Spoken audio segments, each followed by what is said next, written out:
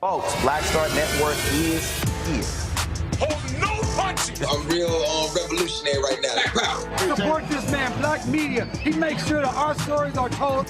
Thank you for being the voice of Black America, Roland. Stay black. I love y'all. All momentum we have now, we have to keep this going. The video looks phenomenal. See, there's a difference between Black Star Network and Black-owned media and something like CNN. You can't be Black-owned media and be scared. It's time to be smart. Bring your eyeballs home. You dig?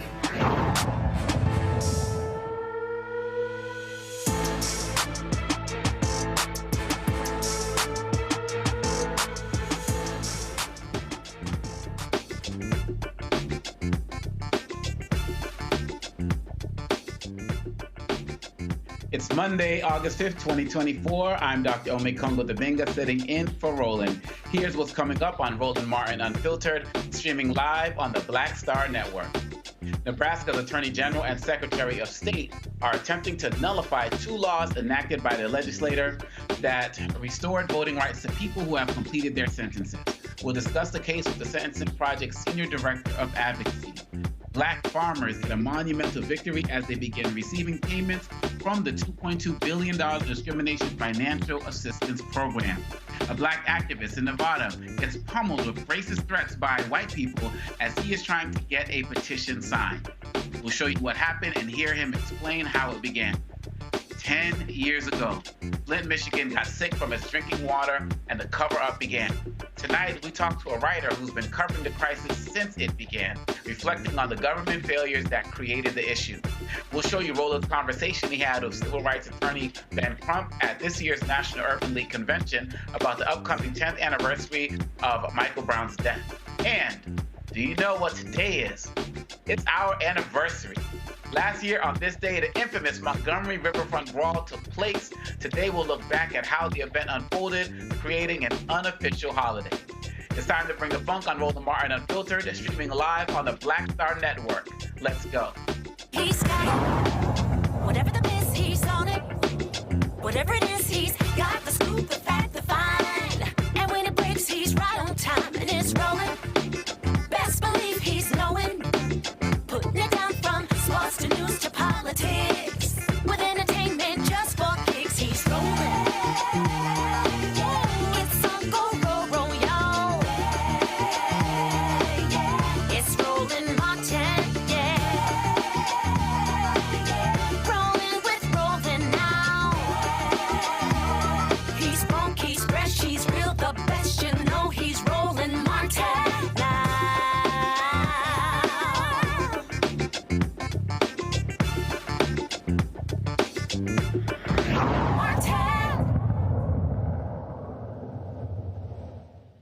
The American Civil Liberties Union of Nebraska is challenging top election officials' defiance of state laws that restore the voting rights of anyone convicted of a felony. The ACLU filed the lawsuit on behalf of 3 Nebraska residents who would be denied the right to vote under a directive from Secretary of State Bob Evnen, who recently ordered county election officials not to allow those with felony convictions to register to vote in November's presidential election. Nicole Porter, the Senior Director of Advocacy at the Sentencing Project, joins us now with details about this lawsuit. Nicole, thank you so much for joining us. Having me. Absolutely. It seems every week we're having, and sometimes multiple days within the week, we're having conversations about voter suppression efforts. And one of the things I was concerned about when Vice President Harris got the nomination was that those on the Republican side were going to double down on their voter suppression efforts. And yet here we have another situation. Take us up to date on where this case is today. Yeah, so this is an outrageous example of voter suppression and how people with felony convictions are at specific risk of being charged under voter fraud and being subjected to these voter suppression rules. So the reality in Nebraska is that the legislature passed legislation earlier this year that ended a 2-year waiting period for people with felony convictions to have their voter eligibility restored after they completed their sentence. That followed a law change in 2005 that ended lifetime disenfranchisement in the state, which impacted some 57,000 people since 2005 through this year's change. Well, a few weeks ago, the state attorney general issued a non-legal binding opinion saying that the legislature did not have the constitutional right to change the law, and said that that law must be changed by the courts, and in effect that he and others on the state's parole board had the authority to restore people's civil rights given the state's constitution. Well, the Secretary of State, who's also on the pardon board, agreed to implement the Attorney General's non-legal binding opinion by issuing that directive to local election officials to not register people with felony convictions to vote.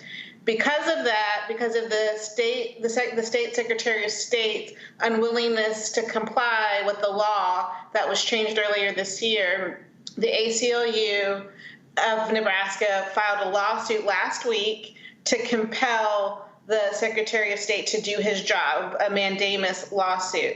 That lawsuit is with the state Supreme Court to expedite the issue given the window of time we're in and the fact that the general election is quickly approaching, and the fact that that Attorney General opinion and the Secretary of State's directive was issued 2 days before the law was to go into effect, impacting this window of time to bring thousands of Nebraskans onto the voter rolls given this change in law, and now has created chaos and confusion for people impacted by the law in the state, not just for the people who would be impacted with this recent law change, but for people impacted going back to 2005 with the law change that ended lifetime disenfranchisement in the state. It's an outrageous power grab by the Attorney General and the Secretary of State, two individuals who are a part of a voter suppressive strategy to undermine and weaken the electorate in the state.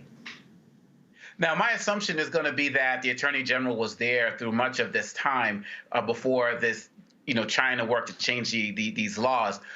Do you think that it was strategically timed that they would challenge it at this particular time so as to make it so confusing so that this could not be resolved before the election? Because it seems like this is something they could have done months ago, if not a year or two ago, or even right after they implemented this change in the first place.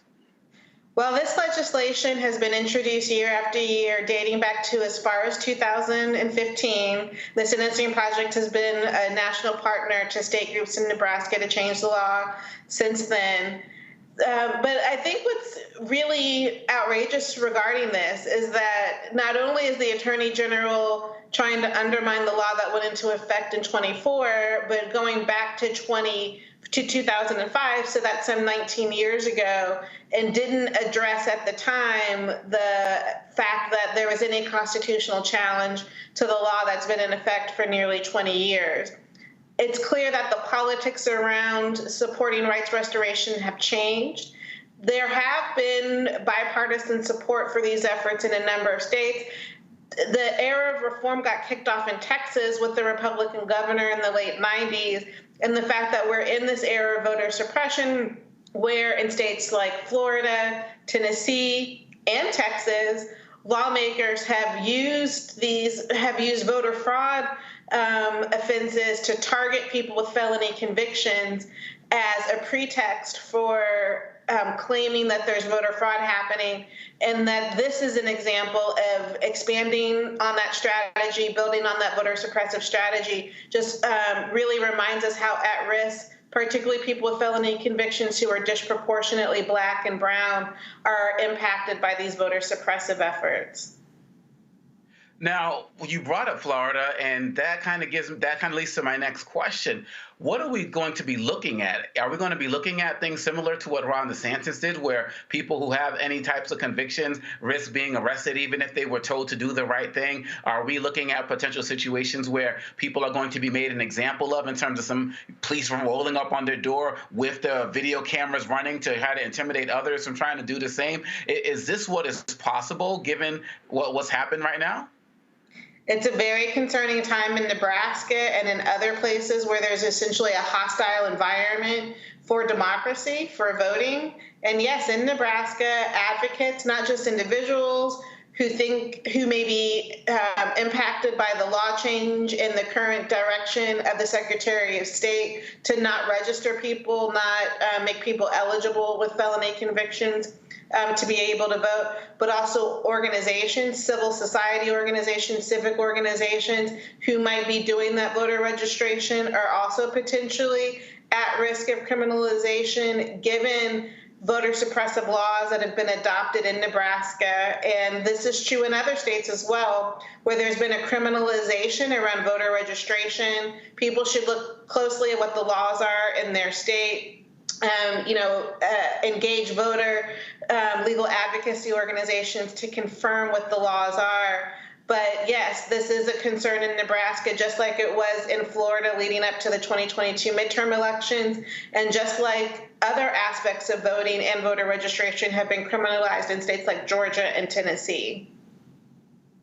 Can you talk a little bit about some of the confusion you talk about, their ways that they're trying to change this policy would cause? Like, what are you hearing from people who are part of your community who are dealing with this particular situation? So give us some real life examples of what this confusion looks like. So, a lot of people say, oh, please, people are just talking. Nothing's really going to change on the ground. But through the Sentencing Project and the work that you're doing, what are you seeing and hearing? No, it absolutely is resulting in confusion and anecdotal reports from people who are directly impacted, people living with felony convictions who wonder about their voter eligibility, or people who are directly impacted doing reentry services for similar residents with felony conviction histories, have questions about eligibility in Nebraska and in other states. I think one thing that's different about today that is different even about 2000 or previous eras where we were talking about rights restoration for people with felony convictions is that the news is nationalized. So the reports out of Florida in 2022 resulted not just in confusion in Florida, but resulted in confusion in states like Nebraska and Tennessee and North Carolina. People on the ground who may have seen news reports in their Facebook feeds or other social media platforms question how Florida's practices impact their eligibility. These laws vary from state to state, but everyone is a part of a national conversation, particularly in the United States. So what happens in Florida raises questions for individuals in other parts of the country. Everybody should confirm their eligibility. There are legal resources available. People can visit the National Voting in Prison Coalition's website. That's nationalvotingin-prisoncoalition.org. And there are referrals to legal services groups where people can confirm their eligibility if they are living with a felony conviction. But these are the realities that that people are confronted with, that even if they live in one jurisdiction, the news from a different state might impact their awareness of what the laws are and resulting in confusion. And the fact that the laws have changed within states, for example, this year in Nebraska, so there are questions for people living in Nebraska about what their eligibility may be going into the November general election. And what has been the response of the governor to everything that's going on right now? In favor of what's going on, trying to lay low, vocal support. Well, what has been the response of the governor? Well, the governor did not veto the bill, the underlying bill that is at question, that the Attorney General issued this non-legal binding opinion on, and that the Secretary of State has said that he will implement. But what the governor did not do was sign the bill, which signals, not enthusiastic support for the legislation and the governor's unwillingness to stand with those directly impacted by the legislation and other civic organizations within the state who worked so hard for so many years to advance the policy. So what we know is that the governor has been absent on this issue when it comes to standing alongside voting rights and pro-democracy and democracy defenders in Nebraska, and that this decision was put forward by the state's Attorney General and is being implemented by the state Secretary of State. Nicole Porter with the Sentencing Project, Senior Director of Advocacy. Thank you so much for bringing this to our attention, and please keep us posted so we can keep our audience posted as well. I will definitely do that. Thank you for your attention to this issue. No doubt. You take care. Too. And we will be right back. We'll bring in our panel and have this discussion and talk about it a little bit more. You're listening to Roland Martin Unfiltered on the Black Star Network. When you talk about blackness and what happens in black culture, we're about covering these things that matter to us, speaking to our issues and concerns. This is a genuine people-powered movement. There's a lot of stuff that we're not getting. You get it, and you spread the word. We wish to plead our own cause. Too long have others spoken for us. We cannot tell our own story if we can't pay for it. This is about covering us. Invest in black-owned media. Your dollars matter. We don't have to keep asking them to cover our stuff. So please support us in what we do, folks. We want to hit 2,000 people, $50 this month, raise $100,000. We're behind 100,000, so we want to hit that. Y'all money makes this possible. Checks and money orders go to P.O. Box 57196, Washington, D.C. 20037-0196. The Cash App is $RM Unfiltered. PayPal is R Martin Unfiltered. Venmo is RM Unfiltered. Zelle is RolandS.Martin.com. What's up, everybody? It's your girl, Latasha from the A. And you're watching Roland Martin Unfiltered.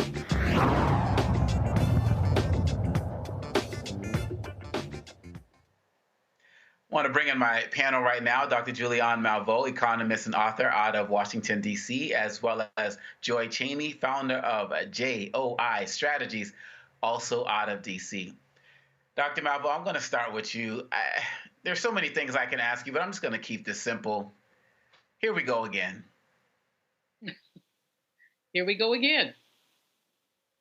I don't know how. This is deliberate disenfranchisement.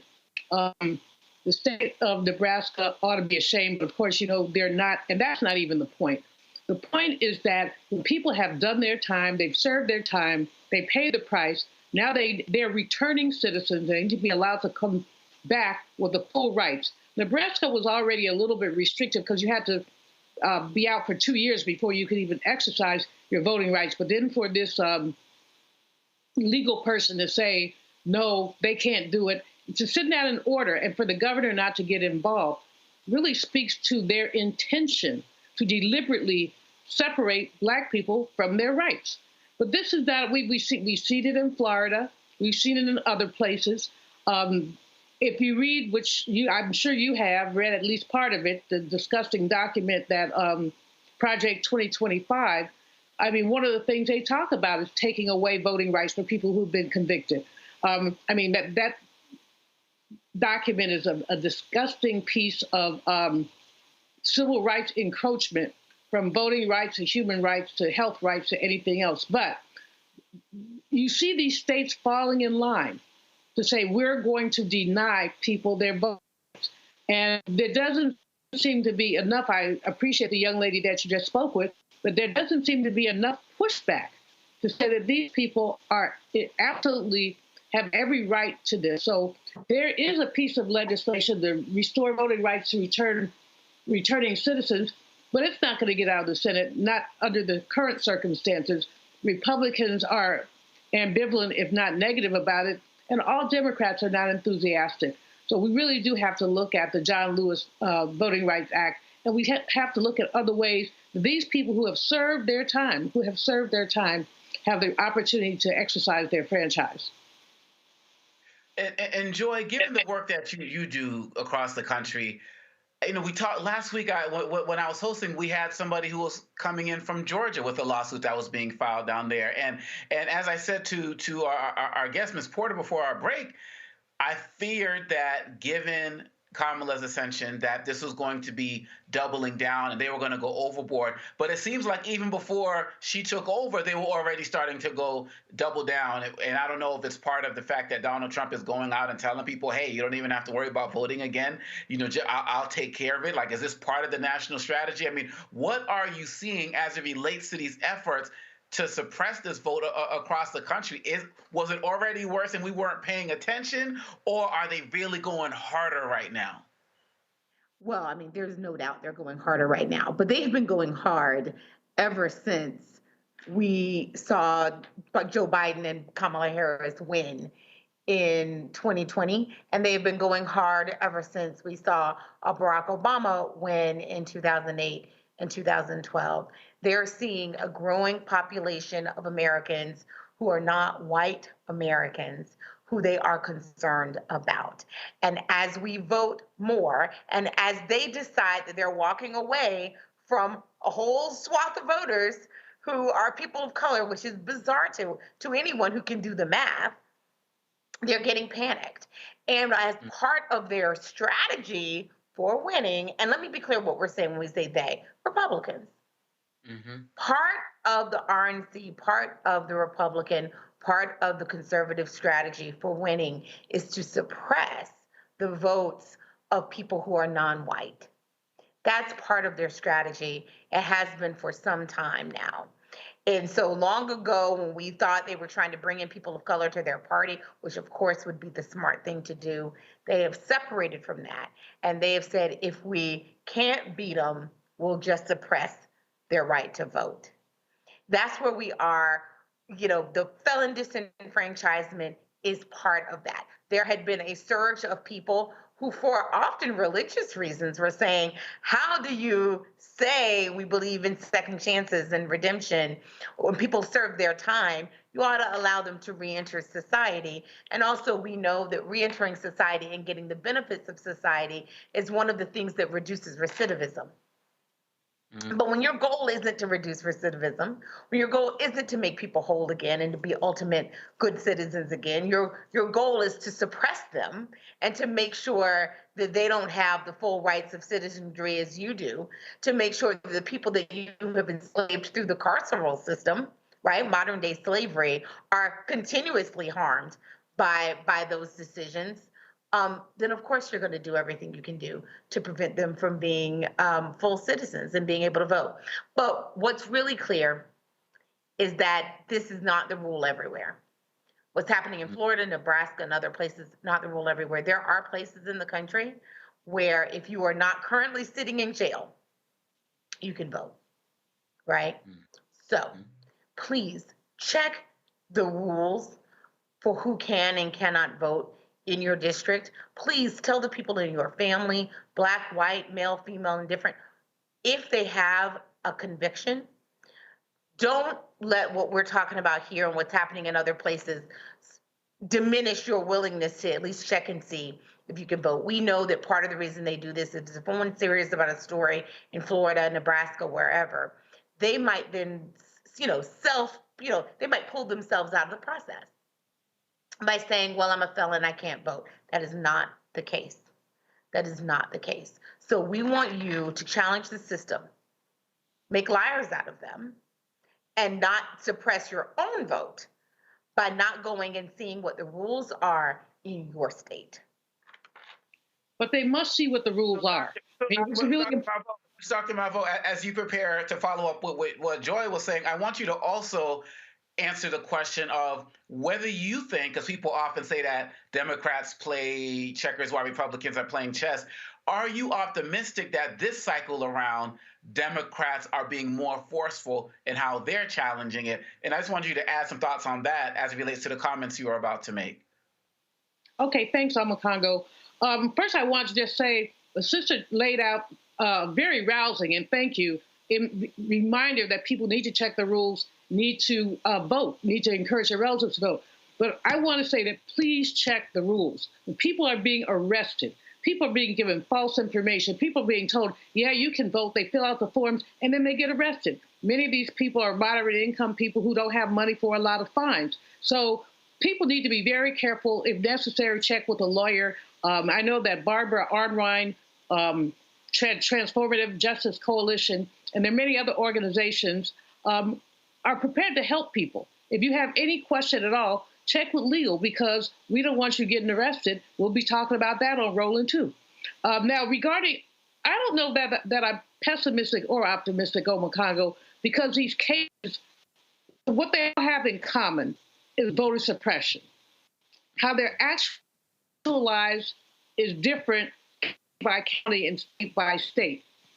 I have not seen, except for Arnwine and a couple others, I have not seen folks really go after these states that are suppressing the vote, that are preventing returning citizens from exercising their franchise. I just haven't seen it widespread. I'm glad that we're talking about it here today. And I know we've talked about Florida in the past, and some of the other states. And Joy is right. This is not everywhere. But I do think that Democrats would be well served if this were more of a national, if there were more of even just a grid that says in Florida you can do this, in California you can do that. Well, in California you can do anything. So I didn't say that about my home state. But basically, it would be useful to have a grid of some sort. It would be useful if law students were getting out into the community and saying, we want to help with this. So it is going to be a problem. And the problem is this election is going to hang on margins. It's going to hang on, people are talking today about who the vice president should choose for her running mate. And basically, each one of the three men she's considering might bring a percentage point or two. If we have an election that hangs on a percentage point or two, if a percentage point, or even half a percentage point, gets misdirected, that's going to be a problem. Remember, the former president won Georgia by 11,000 votes. So when we think about those very slim margins, we have to think about every single vote counting. No, you're That's right. Can I just say one other thing on that? Please. It is so critical. What Dr. Melville said is absolutely right. We are talking about slim margins here, and they know this.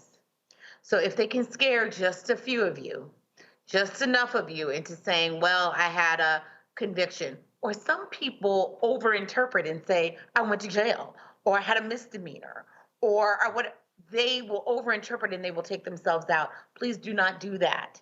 If you are not currently sitting in jail, I want you to check the rules. And even then, I still want you to check the rules for what happens if you can and cannot vote with your board of elections. With your board of elections. And yes, we've talked about many other orgs, but every place has a board of elections. We want you to check what the rules are in your area. And if you can vote, please do. There are some horror stories out there about people who are, arresting folks. But the reason they make the news is because they are so uneven and so unusual. I do not want us, sometimes when we talk about voter suppression, we inadvertently suppress the vote ourselves. The vast majority of you, when you go to the polls, you will be able to vote. You will be able to vote. You will be able to vote effectively. Yes, there are those who are trying to suppress your vote, and they're doing their damnedest, and they are making it harder. But still, the vast majority of you will be able to vote. If you arm yourself with the rules, with the tools needed, if you need an ID, bring it. If you need to sign your absentee ballot, do it. If you vote early, it makes it easier to address any issues that come up. We're heading towards the election, or a little more than 80 days out. Our goal right now is not to fight the rules, unless you're the ACLU, that's what they do. But our goal is to arm the voters with what they need to vote. Do not let them cheat you out of your vote. Try it anyway. Check the rules. Most definitely. And we're going to stay on top of that on the Black Star Network. That's what we do. And I believe that if we keep doing that, we're going to continue to empower communities that are out there fighting back, playing chess, and maybe just trying to destroy the whole chessboard that the Republicans are trying to initiate with this voter suppression. We're going to keep talking about it on Black Star Network. We'll be right back with more Roland Martin Unfiltered on the Black Star Network. Hatred on the streets, a horrific scene, a white nationalist rally that descended into deadly violence. White people are losing their damn minds. as an angry pro-Trump mob storms the U.S. Capitol. We've seen We're about to see the rise of what I call white minority resistance. We have seen white folks in this country who simply cannot tolerate black folks voting. I think what we're seeing is the inevitable result of violent denial. This is part of American history. Every time that people of color have made progress, whether real or symbolic, there has been what Carol Anderson at Emory University calls white rage as a backlash. This is the rise of the Proud Boys and the Boogaloo Boys. America, there's going to be more of this. Here's all the Proud Boys, guys. This country is getting increasingly racist in its behaviors and its attitudes because of the fear of white people. The fear that they're taking our jobs, they're taking our resources, they're taking our women. This is white fear.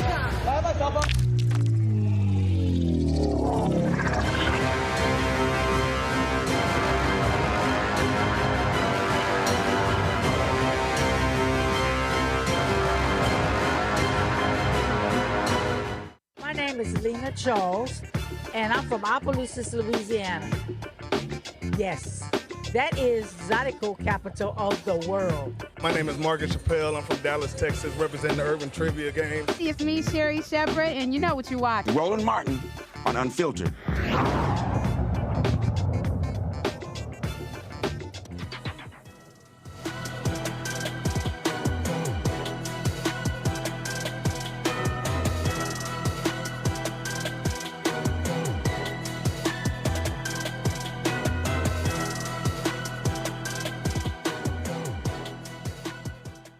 In 2014, the Flint, Michigan official 2014, when officials appointed by then Governor Rick Snyder switched water source to the Flint River to save money.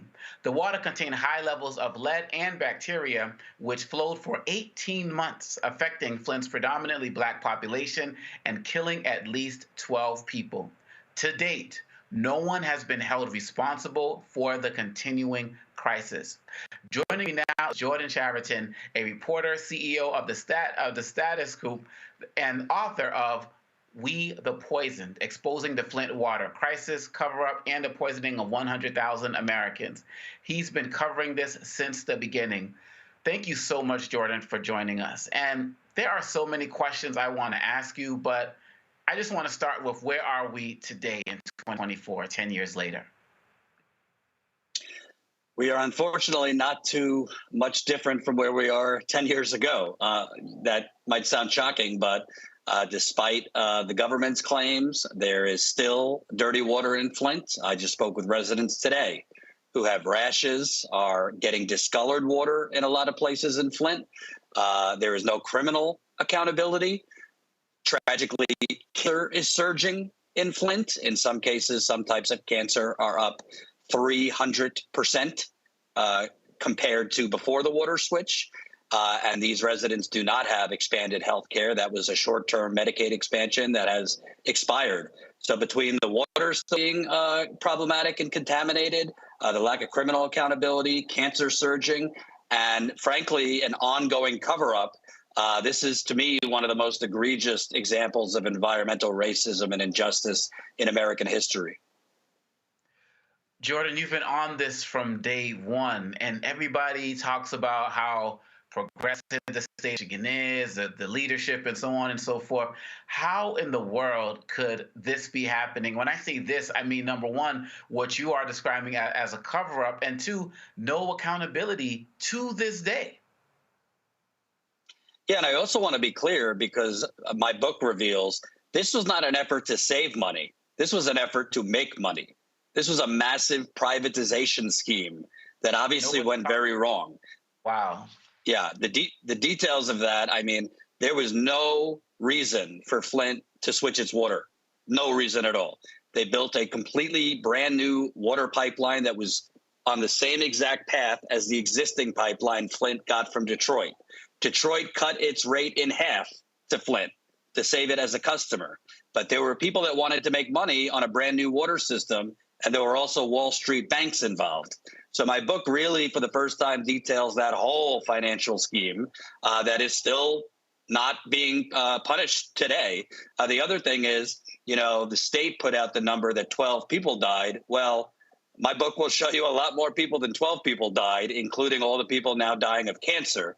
But to quickly answer your question, how no one is held accountable, my book also reveals that the current Attorney General of Michigan, Dana Nessel, who is rumored to want to run for governor, I can't get in her head, but her decisions kind of sabotaged the criminal investigation. She fired prosecutors that were moving the investigation along, were about to go to jury trial. She fired them, she dropped all the charges, and then restarted the case from scratch with experts and lawyers told me was unheard of. They've never seen anything like that.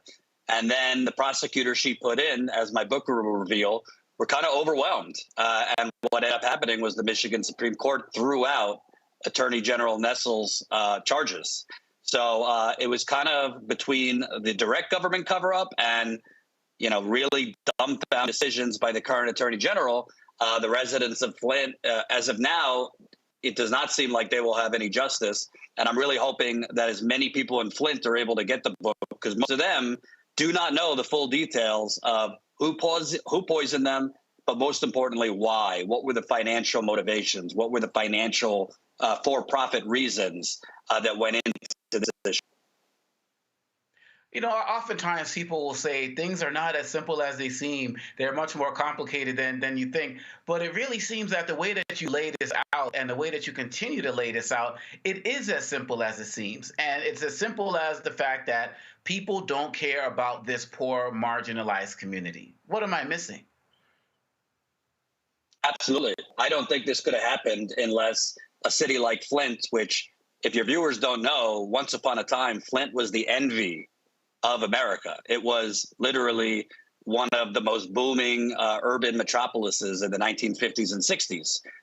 It was the birthplace of General Motors, and it had a vibrant middle class. But for a lot of reasons, including racist housing, racist rezoning laws, white flight, offshoring of jobs, General Motors going to other countries, Flint became kind of like a rotting economic carcass in the early 2010s.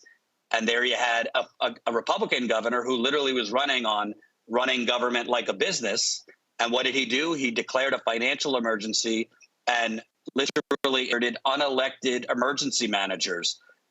There's a lot of focus on right now saving democracy. Well, Flint's democracy was stolen. The emergency manager took power from the elected mayor, from the elected city council. And it's those emergency managers who made the decision, let's use the Flint River, which, by the way, General Motors, Dow Chemical, a lot of different corporations had dumped their waste in that river for over 100 years. It was a known contaminated, polluted waterway. And, let's use a dilapidated water plant that was not equipped to treat the river water. Using the Flint water plant, I say, was like the equivalent of these Boeing planes that are literally falling apart midair. That's what using the Flint water plant. And the mostly white, wealthy officials at the state capitol were making decisions for this majority black community that they did not live in. They did not drink the water. And I don't think they would have been as reckless or as carefree making those decisions if it was in Ann Arbor, predominantly white, 1 hour down the street, or name your wealthier white town. So this was about race. It was about class. And as residents have told me, they were treated as guinea pigs. And my book will reveal, I do not say this lightly, I believe the biggest government cover-up of the 21st century. It involves the federal government, the state government, local government, and Wall Street. And, no disrespect to those who think Watergate was big. Nobody died from Watergate. People are still dying from this. So I really hope, it's hard in today's media world to remember the crises that happened yesterday, much less 10 years ago. But to be clear, an American city was poisoned, the government covered it up, and they've left them to slowly die. Questions from the panel? Joy, I'll start with you. I'm not sure if you said Joy, it cut out, but I'm going to go ahead and start anyway. Yes, Let please. me just say, I'm so glad to be on with you. So this is the 35th, if I'm not mistaken, anniversary of Michael Moore's Roger and Me. which was a documentary, if your viewers have not seen it, on Flint, Michigan, and what happened. You alluded to it before, the siphoning off of jobs when the GM motor plant closed. And I remember being a very young person, I believe, I can't remember, I may have been in elementary school, but I remember watching it. They showed it in school, and it was formative for me, and it reminded me of just how important it was for business and government to work together, and that those people had been left behind. So imagine, our devastation and their devastation to see that even after all of that attention, they were being left behind again with this Flint water crisis. And it's not just them. Obviously, there are things in other parts of the country as well, including Alabama and other places where we have significant environmental discrimination and water contamination. Interestingly, Michigan is also a place that we are all looking to see what's going to happen. Are Democrats going to win Michigan? And there's so much focus on what this Biden, Harris, et cetera, and who and what's happening in Israel and Gaza with the Muslim population there. But what we forget is there are many people who live in Flint, Michigan right now who couldn't possibly be excited about voting and couldn't possibly be excited about government. They should be, because hopefully that's what will make a change. But they have Democrats who are actually in leadership in Michigan. And yet, as our guest said, it's still not been resolved. What do we know, if anything, are the campaigns saying about this crisis, including the new Harris campaign? Zero. Nothing. Most of the Democratic Party, whether it was under the administration, the Biden administration, now the Harris campaign, have kind of pushed this narrative, pushing the government's line that water levels are back to normal in Flint, and that now it's about restorative justice. As my book reveals, the water testing was significantly manipulated. The water is not back to normal in Flint. And frankly, residents need universal health care in Flint.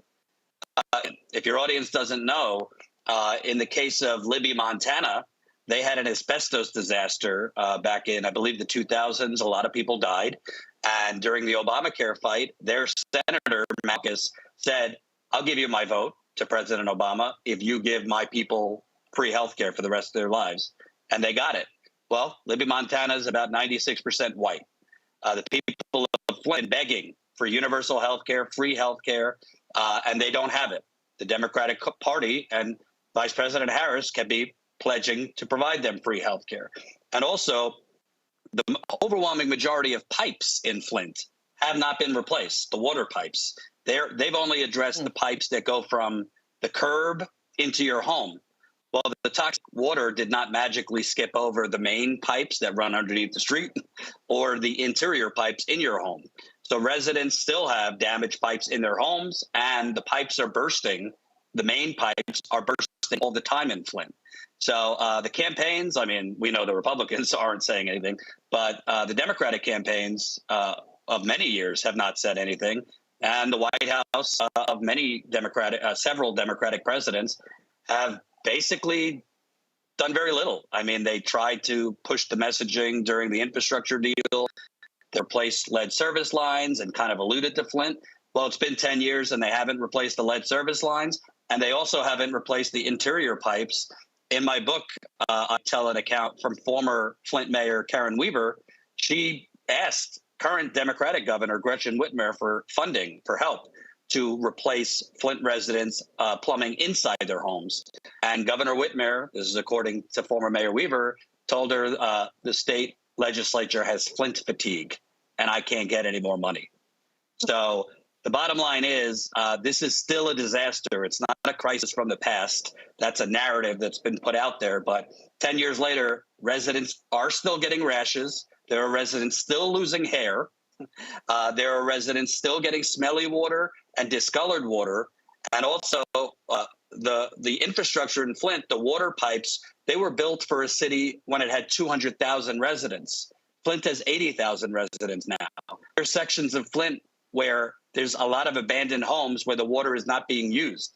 That leads to stagnant water, which then leads to bacteria, not just in Flint, many other cities. So there's a lot of problems, and I've just been trying to keep this and keep attention on this because you can't normalize any city, black, white, doesn't matter, especially black, cannot normalize people being harmed by their government and then it kind of being swept under the rug.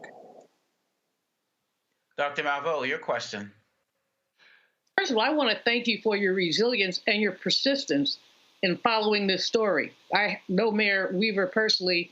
She's a dear friend, and I'm frustrated because I'm surprised to learn that Gretchen Whitmer, who wants to put herself out there as some kind of champion of the people, would say people are flinted out. I mean, how do you get flinted out when people are gay? And for it's been a decade. There's been no justice. And the word, you said something a bit back, which Omakonga knows this is one of my favorite words, predatory capitalism. Yes. The reason that Flint got exploited was because people found a way to make money from their misery. They didn't need the new water lines. They just wanted them because then they could make more money. Detroit gave Flint a break on their water prices, but the new authority, I understand, and I haven't finished your book, but did not give them such a break. So somebody's making money. So the dots need to be connected, and basically the lowlifes, and I use that word advisedly, need to be exposed for what they did to the people of Flint. Now, you've done exhaustive reporting. I know you talked to lots of individuals. You have one part of one in the book where you talk about a man who basically blew up at a city council meeting, just being so frustrated at the fact that he could not get any answers, that they can't get clean water. In your reporting, is there any recourse? Is there anything? Is this just so like we say, oh, well? I mean, you're right, the Biden-Harris administration, or now the upcoming Harris administration, could do something. But, in my mind, and you correct me if I'm wrong, President Biden could sign an executive order tomorrow and bring universal health care to the people of Flint. He could do that. And it would make a huge difference to those people who are dying. But what recourse is there? Do you think an executive order is a possibility or a likelihood or a possible solution? Help me out with this, because I'm listening to you gets my blood boiling. Well, I also want to point out, and I know a lot of your viewers, might think, might be pro Democratic Party. I don't care either way. To me, politicians on both sides are corrupt. But the current Attorney General, Dana Nessel, I put in several Freedom of Information requests because she has documents outlining the financial fraud that caused this crisis. Particularly, there was a RICO investigation, and there were RICO charges. RICO is what they use against mafia figures back in the day, 1970s, 80s. The original investigators were about to charge racketeering, RICO, against several high-level officials for the financial fraud that I outlined. For whatever reason, Attorney General Nessel fired them, and she did not follow through on that case. I have put in Freedom of Information requests because the investigation is over. The Michigan State Supreme Court threw out the current Attorney General's charges. She is withholding those documents. I believe those documents outline the role of several high-level state officials in this financial fraud, as well as Wall Street banks, including J.P. Morgan and Wells Fargo.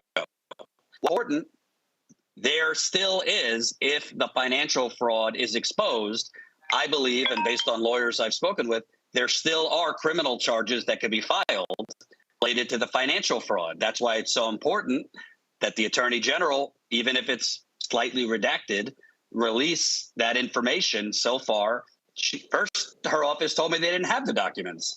Then suddenly they found them. And then she's not giving them to me.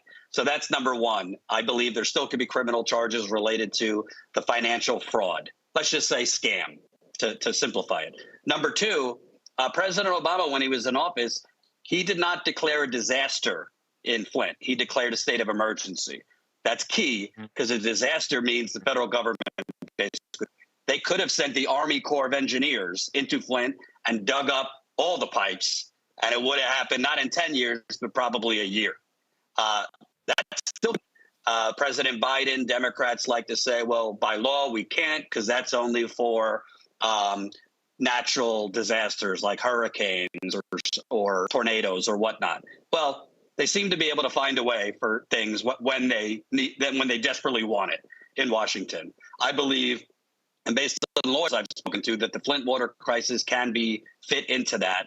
And a disaster could be declared, which would unleash a lot more federal resources, including the Army Corps of Engineers, because, again, years later, they have not replaced the pipes. Do you know in Ann Arbor, Michigan, which is an hour down the road in White, they replaced the pipes after the Flint water crisis. They replaced the pipes preemptively, lead pipes. There was no problem. They just got rid of them preemptively because of what happened in Flint. Yet in Flint, they haven't replaced them. That is a federal government failure. So they could still declare a disaster. Like you said, Biden can, I believe, provide universal health care for the people of Flint. And right now, cancer is surging in Flint. So they need doctors, they need health care, and they also need behavioral specialists and a lot more behavioral and cognitive support because children have been damaged with learning disabilities, volatile mood swings, which leads to crime. Lead affects your brain. There's a lot of problems, physical and mental, not to mention the PTSD, the trauma. You go to Flint, I talk to residents, it's dark. People are tired and fed up. And in terms of 2024, I'm not a pollster, but I could just tell you based on the hardcore activists I'm talking to in Flint, a lot of the residents I know, they are not, it does not seem to me like they are just, chomping at the bit to get to the polls. Even Harris. And we know how tight it is in Michigan. So if you get a lower turnout in Flint or Detroit, that could cost the Democrats the election there. So I think that the federal government, whether it be nominee Harris or current President Biden, need to right the wrongs. And by the way, the federal EPA, both under Biden and before Biden under Trump, the federal EPA has not acknowledged guilt and has not settled the people of Flint.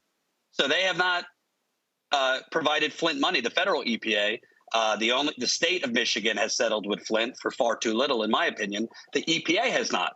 So that's another thing President Biden can do, to pledge to, first off, admit guilt and then settle. So there's a lot President Biden and now nominee Harris could do. Thank you much, Jordan. I really hope that people will check out your book, We the Poison, Exposing the Flint Water Crisis Cover-Up and the Poisoning of 100,000 Americans. And I just want to thank you for your continued and tireless effort on behalf of the people of Flint and your work with the status quo to really call attention to this. And we're going to be here to help keep our people updated as well. So keep us posted on all of your efforts, too. Thank you so much for having me. I appreciate it.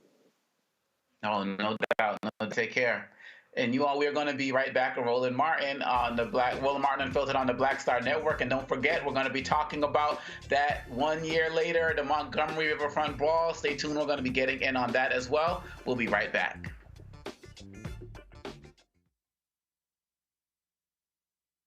Next on the Black Table with me, Greg Carr. Democracy in the United States is under siege. On this list of bad actors, it's easy to point out the Donald Trumps, the Marjorie Taylor Greenes, or even the United States Supreme Court as the primary villains. But as David Pepper, author, scholar, and former politician himself says, there's another factor that trumps them all and resides much closer to many of our homes. His book is Laboratories of Autocracy, a wake-up call from behind the lines. So these state houses get hijacked by the far right, then they gerrymander, they suppress the opposition, and that allows them to legislate in a way that doesn't reflect the people of that state. David Pepper joins us on the next Black Table, here on the Black Star Network. Fanbase is pioneering a new era of social media for the creator economy. This next generation social media app with over 600,000 users is raising $17 million, and now is your chance to invest. For details on how to invest, visit startengine.com/fanbase or scan the QR code. Another way we're giving you the freedom to be you without limits. Hi, everybody. I'm Kim Coles. Hey, I'm Donnie Simpson. Yo, it's your man Dion Cole from Blackish, and you watch Roland Martin, Unfiltered.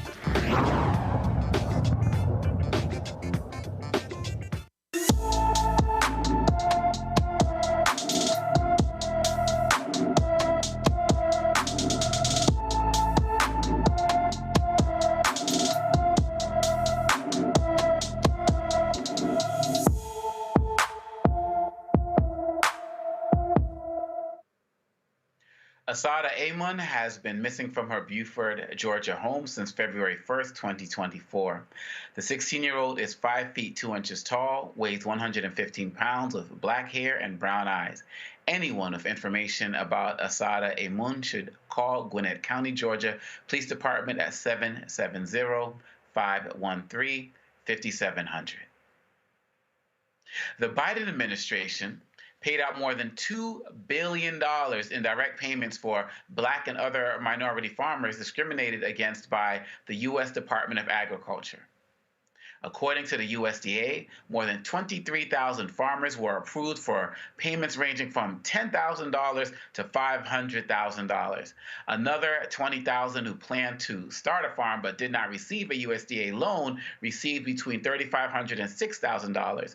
USDA Secretary Tom Vilsack told reporters that the aid is, quote, not compensation for anyone's loss or the pain endured, but it is an acknowledgement by the department. Unquote. That's a very interesting statement. The USDA has a long history of refusing to process loans from Black farmers, approving smaller loans compared to white farmers, and in some cases, foreclosing quicker than usual when Black farmers who obtained loans ran into problems. Most payments went to farmers in Mississippi and Alabama. Now, Dr. Malveaux is the economist, and we talk about this and these predatory economic practices, and I'm thinking of Farmer John, and I'm thinking of the late, great Joe Madison, who fought so much for this. How are you processing this? Some people saying too little, too late. Some people saying better late than never. Some people are saying that much more is owed. Give us your economist take on this. Well, number one, much more is owed. Much more is absolutely owed. It's always difficult to get the federal government to admit that they were wrong, as we just saw in the previous story about Flint. So good for them for doing it, but it is too little too late. When he was Secretary of Agriculture before, Vilsack did not support these kind of payments, which he is now supporting, but it's not very much. When you're talking about you was trying to start a farm, you did everything. These loan applications sometimes over Congo are 40 pages long. So you jump through all the hoops, you do everything you're supposed to do, and they give you $6,000? Really? So there are economic ways that we can measure missed opportunity. There are ways that we can measure, but for their racism, this might have happened. We know that in terms of land, that we as a people have lost so much land. We have only 1% of the land that we had in, I think, 1910. Basically, they've been grabbing our land, and every time we try to do something, there's a door slammed in the face. So while I applaud, Brother John Boyd deserves every kudo that he can get. He's a hero. He is a hero. He's been very persistent about this. He's used his own resources. He won't let it go. He's like a tiger with a tail. He will not let it go. And we all appreciate that. But we know that there is no equity here. There's no justice. Even the people who got the $500,000, tell me, how long they waited for that. I found, actually, it's kind of funny. I was doing a program at the Smithsonian, and I found a cousin, a sister, last name Malveaux, from one of those Louisiana counties, where actually the Department of Agriculture had put she and her husband off of their farm for 2 late payments. They sued, and they got something, but again, they didn't get nearly what they lost. She said that the size of their farm was reduced by like 60%. So they didn't get everything. They got put off. They sued to get it back, and they got it back, but not all of it. So, I mean, it's the way that Black people are treated in this country is shameful. And while everybody's celebrating, and I am too, the fact that we have a presumptive Black president, let's be clear. Structural racism is not going to go away. We have to keep fighting. We have to put these folks on blast. And so, as I said, all 3 of the things you said at the beginning, not enough, too little, too late, about time. All of those things are true, but even more true is there is no economic justice. And that's what people are really looking for. We look at the wealth gap, Omekongo, and we think about how the wealth gap affects the way that people live, what you have less access to because of the wealth gap. When you think about that, then you understand the extent of the damage that's been done to our people. And 6,000 here, even 500,000 there is not enough to compensate for that. Absolutely. And Joy, real quick before we go to our break, something about this comment bothered me, that Tom Vilsack would say that the aid is not compensation for anyone's loss or the pain endured, but it is an acknowledgement by the department. Why is it so hard to acknowledge Black people's pain? Because they don't want people saying they're giving out reparations. They don't want, and their lawyers review that. It's BS. Excuse me, I don't want to offend anybody. It's offensive. Dr. Marlowe, you know, that's, go ahead, keep going. You know. I wrote the part, be unfiltered, sister. It's bullshit, okay? And we know that. And so we have to be really clear. No matter who is in the White House, we have to be 100% clear-eyed that we will be looking for results for our votes. If we're voting for you, we don't want to get to the end of 4 years and still have a Flint water crisis. We don't want to get to the end of 4 years and have to play around the edges around acknowledging the pain of Black farmers and dealing with other economic matters. We need results. And frankly, kudos to the Biden administration for getting here, because we didn't know. I mean, this is a long story, right? That really has spanned almost the full 4 years. So we didn't know where we would be. So we're glad to be here. Thank you for what you've done, but it's not enough. We thank you. It's not enough.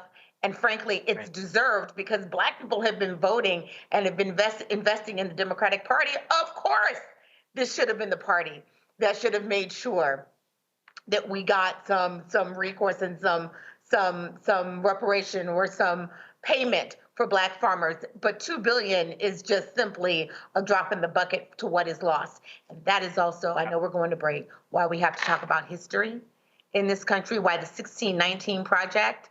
I remember being a Senate Chief of Staff, and I was listening to the last episode of the 1619 Project as I was driving to work one morning. And by the time I got to work, I was just crying profusely. Yeah. I I didn't fully understand the history. And I consider myself to be an educated person. We must tell our history so that people understand, because once you know what happened to Black farmers, it's very hard to unknow it. No, yeah. It's very hard to unknow it. Once we know better, we got to do better. And so we're going to keep our eyes on this and any efforts that people try to give to block any future funds that are coming towards our farmers, because they absolutely need it. We'll be watching. Black Star Network will be watching. And we will be right back. I'm Roland Martin, Unfiltered, on the Black Star Network.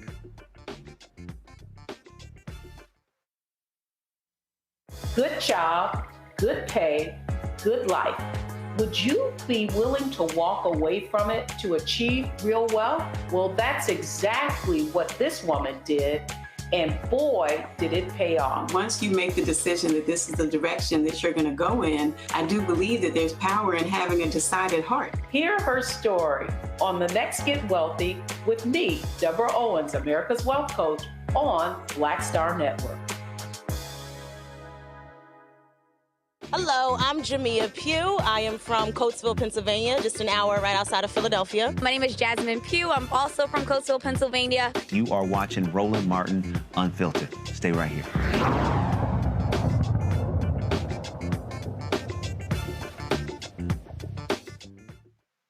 In Nevada, a Black man says a white racist verbally assaulted him.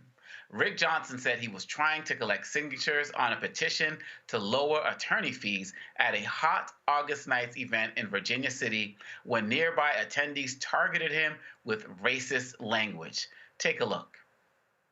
Keep talking. And where the tree at to hang people at? Where is that? Where is the hanging tree at? In your backyard. Gentlemen, can I please? No, no, no. He just said there's a hanging tree down there to hang people like me. That's racist. That is.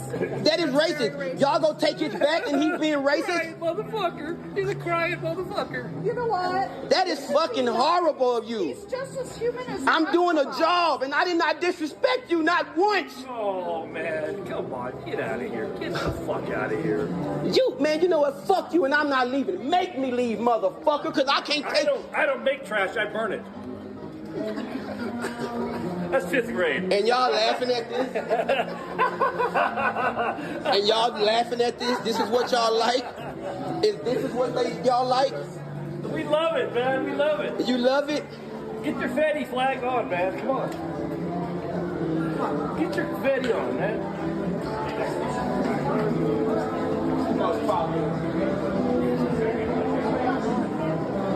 And all of y'all accepting this shit. That's right. That's right. We do. Hey, man, I'm having a great day. I'm having a great day. I love it. Fuck all of y'all. And I'm going to stay right here because y'all don't scare me. You got to suck me. What? Got to do what? I'm built like a lemon. You got to suck me. If this is the way that you're talking on camera to me, sir, and I never disrespected you until you disrespected me. Oh, candid camera, actually. I'm going to be on the 5 o'clock news. No, I'm going to be on How. I thought you said you had a job. I got a job. Well, go do it. Man, fuck you. You do it. Oh, hey. Just go do your job. You do your job. I'm doing mine. Why are you going to say fuck you to everybody? He said fuck me because I can say fuck you too. What the fuck you mean? He's being fucking racist to me, man. Get the fuck out of my face. Get the fuck out of my face. Who the fuck are you? Jesus Christ. I don't give a fuck. Fuck you too. The fuck?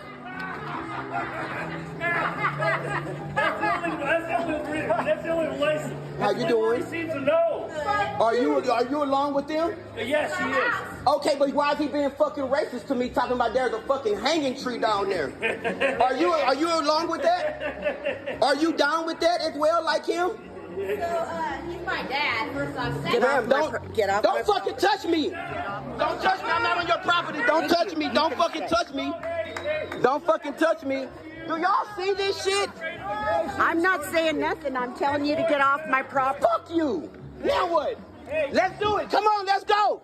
Slap me, hit me. I want you to. I want you to hit me. I love you. You're my brother. No, I'm not your brother. Don't touch me. This is fucking racist to the most. You're my brother. You're wrong. You're my brother. You're wrong. You get out of my face. Do you understand what that means? Do you know where you are? Do you know the history of the town? I don't give a fuck. I'm not doing anything to anybody. Y'all gonna kill me? Kill me. Kill me. Do it. You're my brother. Do y'all see? Don't touch me. I love you, baby. Are y'all gonna allow this shit to happen? This racist stuff? Come on, come down. No, don't touch me. Don't touch me. Baby, why are you so upset? Don't touch me. Why are you touching me, man? Okay, come on. This is crazy. Calm down.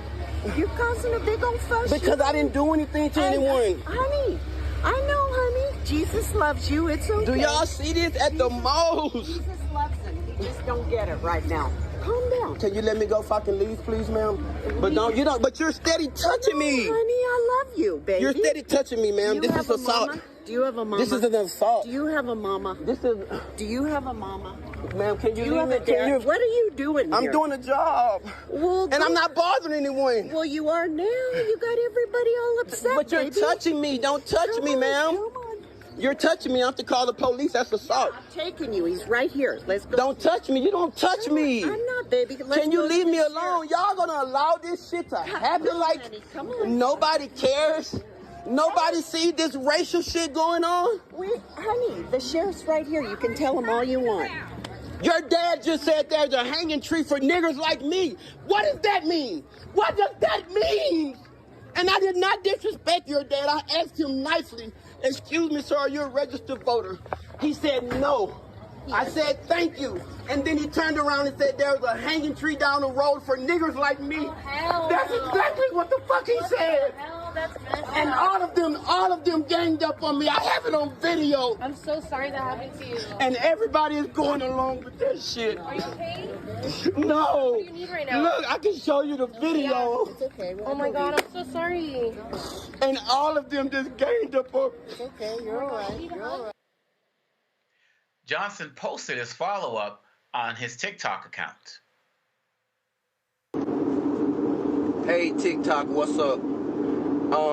Yep, I'm the guy in the video yesterday that happened to out in Virginia City, Nevada. I just want to tell everyone, thank y'all for all of y'all support. Thank y'all for coming in and putting y'all comments and finding this guy and finding these people, because this is unacceptable. Like, I just want everybody to see that racism don't just goes on to person. Racism is like in all these little small cities and small towns, as y'all can see. I did nothing wrong to that guy. I was only doing a job, and I'm very committed to my job. All I did was ask him would he sign my petition to lower the attorney fees that they have in the state of Nevada. And this guy just started going off and saying all these derogatory, rude, and nasty things, and then his family came outside, and then the chatting and all that in the background, that was very hurtful. I know I could have went about it a little different way, but at that moment, I didn't know what else to do. I was cornered in by a lot of people. I was the only African American that was there with thousands of other people, and nobody came to my help. But I do want to give a shout out to this lady named Tiana. She did come to my help. I want to give a shout out to everybody on TikTok, Facebook, and Instagram that came to my help, that was there for me, sending me love. And I thank you guys for all the different messages. I gotta go, I gotta get back to work, but I will go live and go into more detail of what happened, so you guys can know the more detail of everything. So I thank you guys, and y'all have a wonderful and blessed day. Nevada's Attorney General Aaron Ford issued this statement. My office is aware of the hateful racist incident caught on camera in Virginia City, one of Nevada's most storied platforms. Individuals are shown verbally harassing a black man and apparently referenced a hanging tree during their aggressive interaction with him. As Nevada's Attorney General, I wholly condemn their actions. Such hate does not represent the values we hold here in Nevada, and it should not be countenanced. Accordingly, I have reached out to Sheriff Cullen to offer my support in his office's investigation into this matter. I am proud to be a Nevadan, as are the employees from my office who reside throughout our state, including those living in and around Virginia City. Nevada is rich in diversity with people from different backgrounds, and I know us to be welcoming and kind. Many have already voiced their disgust in the actions that took place. I encourage the others to do likewise. Denounce the racism displayed in the video. That is from Attorney Ford. And now Virginia City officials also released a statement.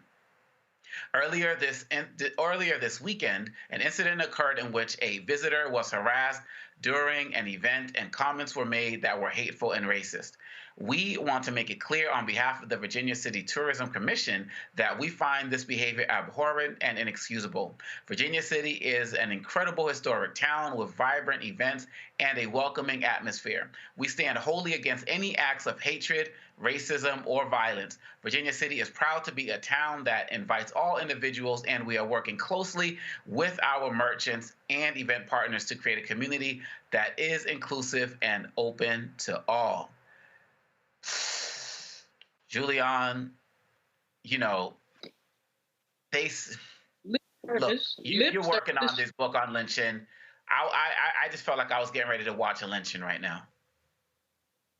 I know. No, the whole thing was ridiculous. And to say they have a tree to hang folks, I mean, I don't, you know, the brother has a right to be there. Any of us has a right to be anywhere. But it makes my, you know, it makes my skin crawl what he endured. And the fact that these folks were proud, laughing, proud of themselves, that's what happened at lynchings, Omakongo. That's what happened at lynching. People left church and took their little children to watch a lynching, and then stood under the body, smoldering body, because half the time they lit the body on fire, to cut off toes and fingers and macabre relics of the lynching that they had just enjoyed on their way out of church. that reminded me at some level of some of these lynchings that I've read about, just the raucous nature of the conversation. And even the woman coming out and saying, God loves you. Go away, go away, go away. That's your daddy. You never mind. I'm not going to talk about the girl's daddy. Yes, I am. No, I'm not. But bottom line on Mokongo, unfortunately, now Virginia City was a city in Nevada where I believe that movie or that series Bonanza was set. Remember Bonanza? Mm-hmm. And they did hang people. They didn't just hang black people. They hung horse thieves and robbers. Lynching was a part of life. The fact is that most people lynched were black people. But if you found a cattle rustler, you might hang him too. So the fact that they had a hanging tree is not unsurprising. The fact that the hanging tree was mentioned in the same context as a racial slur. And then this man was hounded, people get in his face. I could see how he felt cornered. He was probably frightened for his life. But this is America, folks. This is America. And Joy, one thing I caught from there was, yes, those men were older, and people expect a lot of the racism from the older people. But one of the younger women said something to the effect of, "Do you know what town you're in?" Like, basically, exactly. In my opinion, you know what's about to go down. How did you see that, Joy? It's so funny. Like, I had many different emotions. First of all, I do not expect older people to be racist. I don't just expect that, and I certainly don't accept that. So we need to put him on blast, and we need to show his face. And anyone in his family who is not addressing his issues is a problem. 2, the woman who came out, I'm not sure if she was trying to protect him by saying, "Do you know where you are?" Or if she was trying to gaslight him. I'm thinking it was a little bit of both, which is disturbing. If she had a sense that, well, at least if I'm on camera, let me be seen as trying to placate the situation. But it wasn't placating the situation, because instead of focusing on him, she should have been focusing on the other people in her town. And I don't believe that ultimately she was trying to protect him. I think she was trying to protect them. Yeah. So but however you swing it, it was a problem. I am wondering how much alcohol was involved, because that was just a very raucous crowd. And this is a relatively small city. The brother's just trying to get petitions. So have they been drinking? Have they been drugging? Not to make an excuse, but I'm just looking at them and saying, really? Yeah. Also, the dynamic here with a white woman touching him. Yeah. And you could feel his fear. Part of the reason he was backing up. Now, if she had touched me, I might have engaged differently. You know what I'm saying? If she had touched Dr. Malveaux, I might have engaged differently. No, you're absolutely right. What would I have done? We got to break, but that point where she walked up to him, I was like, please don't push this woman, because it would have been over as people started to surround him. So we absolutely have to keep an eye on this. I really respect this brother for what he was doing and putting it out there. And let's continue to show that support. But I have a feeling we're going to be talking about this again. So we're going to have to table this for another day and come back and talk about it another time. We'll be right back. You're watching Roland Martin Unfiltered on the Black Star Network.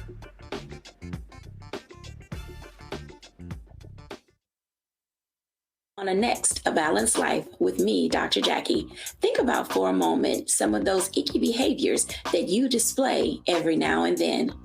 Are you a petty Betty or a crabby Kathy?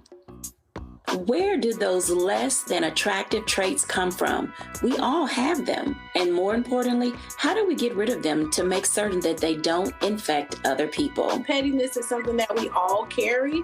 It's just make sure that you carry it well and you don't use it to intentionally hurt. On the next A Balanced Life with Dr. Jackie on Black Star Network. Hello, I'm Marissa Mitchell, a news anchor at Fox 5 DC. Hey, what's up? It's Tammy Roman, and you are watching Roland Martin Unfiltered.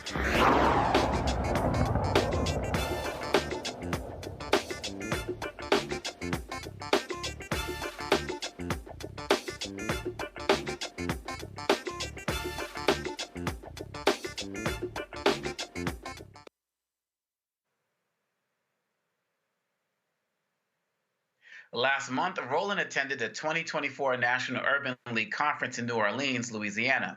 There, he caught up with civil rights attorney Ben Crump and had a discussion about the upcoming anniversary of Michael Brown's death and the impact of how he died and how it left an impression on the entire country. Next month will be the 10th anniversary of the death of Michael Brown. And that entire situation really in many ways changed America. Yeah. You know, Trayvon Martin had for the first time people talk about what black people have to endure on a regular basis. And it was the first time since Emmett Till that the tragic killing of a young black person had been catapulted to the top of national attention. You were there. You were one of the first interviews with Trayvon's parents. Absolutely. But it was when that outburst in Ferguson, when they burnt that city down and said, we're not going to take it anymore. Because right before that was Eric Garner and John Crawford. Yeah. Those two happened about like in the same window, but that totally changed everything. Yeah, and you know, the thing I remember most, Roland, about how it changed everything, those young people were so fearless. They were courageous. Roland, I remember they had a young kid who had his nose at the edge of the AK-47, the assault weapon of the National Guard, and they were fussing and cursing him out. I'm like, hey man, if his finger slip, you gone. And they was like, it don't matter. If we don't do this now, when these cameras go away, they gonna kill us anyway, so let's let them see what they doing to us when the cameras are here. And I had never saw anybody that convicted to say, we refuse to be silent anymore. And what I remember, the night the DA, I've seen you, I've never seen you that dejected and emotional. That was, when that DA chose not to indict and made that announcement, I can still remember how you looked in your response. And Roland Martin, the reason you were so aggravated was they didn't even get a chance at justice. And you had 35 black people in the community say he had his hands up, but they chose to believe the narrative of one white police officer who said that, no, he was charging that meant I was in fear of my life. So it meant that black people, we don't even matter.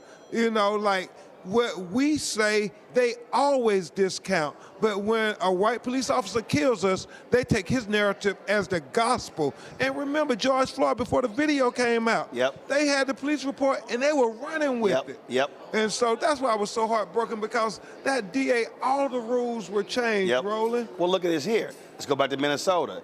This Cobb shooting, and now you have the governor who said, "Oh, if the prosecutor didn't drop the charges, I was going to replace her," and it's supposed to be a progressive governor. Yeah, and a consideration for VP in Minnesota. I think that decision has taken that off the table. It's going to be a problem. But again, so the fact of the matter is, Sonia, Massey. So here we are, 10 years after Michael Brown. We are still dealing with this, which is a reminder to people that the battle continues. We are still dealing with trigger-happy cops who see us as threats, and we've got to keep fighting to hold them accountable. Yeah, and Roland Martin, I know we're going to talk about this one a lot, because I don't take for granted, just because they brought charges, that he's going to get full justice. Laquan McDonough, right there in Illinois, has 16 counts, and they convicted him, and the judge gave him 7 years, and he got out in 3 years and 2 months. The cop that shot Terrence Crutcher. Yeah, I mean, they just get slaps on the wrist, and so this is the worst police shooting video ever. Ben, I've had to air a lot of them. It was hard for me to air that one. It was so hard. She was boiling water. Yeah, and she said, I rebuke you in the name of Jesus. How can you get mad at that? Right. And she said, sorry, sir, sorry. That was her last words before the bullet shot her right under her left eye. and it was in a downward trajectory, as we discussed in the autopsy today, to show that rolling. He was in a downward position. He had absolutely no fear. Right. Well, first of all, there was a couch, and she's on the other side. Oh, she was going to douse me with hot water. And he had to walk around the counter to get a better shot. So, Roland, just like George Floyd video galvanized people in our black community, I think this video is going to galvanize people in our community to go vote and make Kamala Harris the first black woman to be president. First woman to be president. And first woman to be president, because Sonia Massey blood is on this ballot. And the vice president reached out to the family of Sonia Massey. We talked for almost 35 minutes. Wow. And even when her staff and everybody was trying to get off the phone, she kept talking. And that's why I love Kamala for many reasons. Obviously, we all are dear friends. But Kamala calls me on every one of these cases. I mean, no matter how busy she is, and you know she was busy this week. Right. And she thanked me for, apparently, she heard what I said on Win with Black Men, right, that you did masterfully, King. Appreciate it, baby. And so and she was very happy because us black men now got to kill this rumor about we not standing with her. And you led on that, brother. I do want you to speak to this here, because I think Biden, folks, they have not done it enough.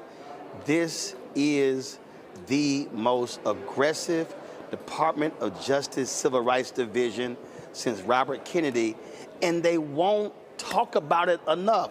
The cops that they put in jail, the wardens, the jailers, the hate crimes, the patterns and practice investigations, the fighting redlining. Yeah. I'm like, y'all, you have success story, tell it. You know, I'm smiling because I'm thinking about our brother Plies, who say, hey man, y'all don't know how to brag. Right. Can y'all just learn how to brag on everything you're doing? But I go to the DOJ. Our sister, Kristen Clark, right, who you emceed her lawyers committee for civil rights when she was executive. Kristen Clark is doing extraordinary things, man. She is what we dreamed about being at the Department of Justice over civil rights, because she is not holding back. She said, I came here for a purpose. I'm not worried about the next year whether I get to be Attorney General. Right. She said, no, I'm going to do the right thing. George Floyd, charged, convicted. First time in Ahmaud Arbery, first time in Georgia history, charged, convicted. First time in the history, federal charges brought against a police officer for killing a black woman. Tyree Nichols, she brought charges. I mean, other than Robert Kennedy, she has done more than any other assistant attorney general. And if I had my way, Robert Kennedy wrong, was pushed to do it. She walked in. Man, call me on Sonia Massey. We don't have to call her. When she sees it, she wants to know whether any of these other complaints by black people. That's how focused she is on saying we're going to hold up civil rights for all Americans. So for all the people, Ben, who are upset that the George Floyd Justice Act was never passed, Tim Scott, I want people to understand, even though that did not get passed, that this DOJ has been putting in the work. Man, in a phenomenal way. They put in so many cases that you would never know about, talking about environmental racism and environmental justice with our brother Donald Regan. She's working hand in hand with him. Michael Regan, right. Thank you. Talking about banking while black. Cases I fight every day. It's her Department of Justice who keep collecting the data, making them turn over the information, because you can't tell the federal government no, but when they get it, she doesn't keep it to herself, Roland. She puts it out in the public so we can use it for our litigation and say, hey, banks, we're not asking you to do anything special for black people, but just give us access to capital too. Right. Because like the Fearless Fund, y'all, economic freedom makes all the other freedoms that much more attainable. Yep. Education freedom, healthcare freedom. Once you got economic freedom, right, and you know, because you making money, Roland, you know how much it means when you got economic freedom, what you can do. Because, and I laugh, but I tell you this privately, I say owning your own black-owned network Oh, that's economic freedom. You can have all kind of freedoms now. Right. Once you have that, Roland. Right. Absolutely. Well, I say debt is slavery without shackles. So when you don't have debt, you have economic freedom. You can say what needs to be said, and you're not worried about whether you're gonna eat. Amen. Ben Crump, man, we appreciate. Hey, King. We've been on this Keep handling the business. Let's go make history with Kamala. Indeed. Hey, you know that was historic what you did with Win with Black Men. Well, it wasn't just me. It was Michael Blake, Khalil, Quentin, Bakari. Black men. It was right, and man, it came together in 24 hours. I love it. Appreciate it, baby. All right, brother. You keep swinging. Roland Martin Unfiltered will be right back, right here on the Black Star Network. Coming soon to the Black Star Network. I still have my NFL contract in my house. I have it in a case. It's 4 of them, for my 4-year contract. I got a $600,000 signing bonus. My base salary for that first year was $150,000. Matter of fact, $150,000. $150,000. That's what I made. $150,000. Now think about it. My signing bonus was a forgivable loan, supposedly. When I got traded to the Colts, they made me pay back my signing bonus to them. I had to give them their $600,000 back. Wow. Yeah, I was so pissed. Because, I try to be a man of my word. I'm like, you, I'll give you your money back.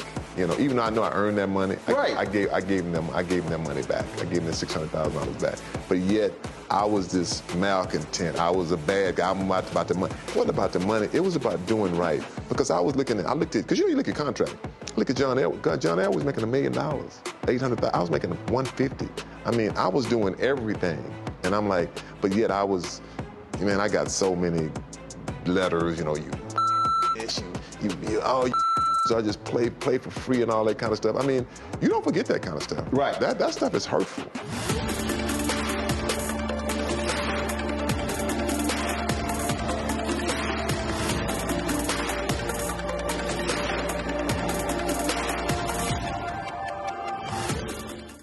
Hey, yo, what's up? This is Mr. Dalvin right here.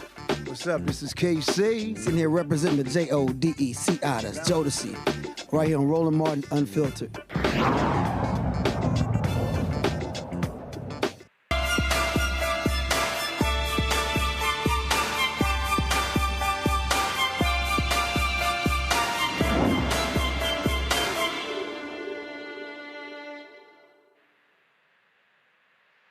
Cancer disproportionately affects minority populations, leading to higher incidences and mortality rates.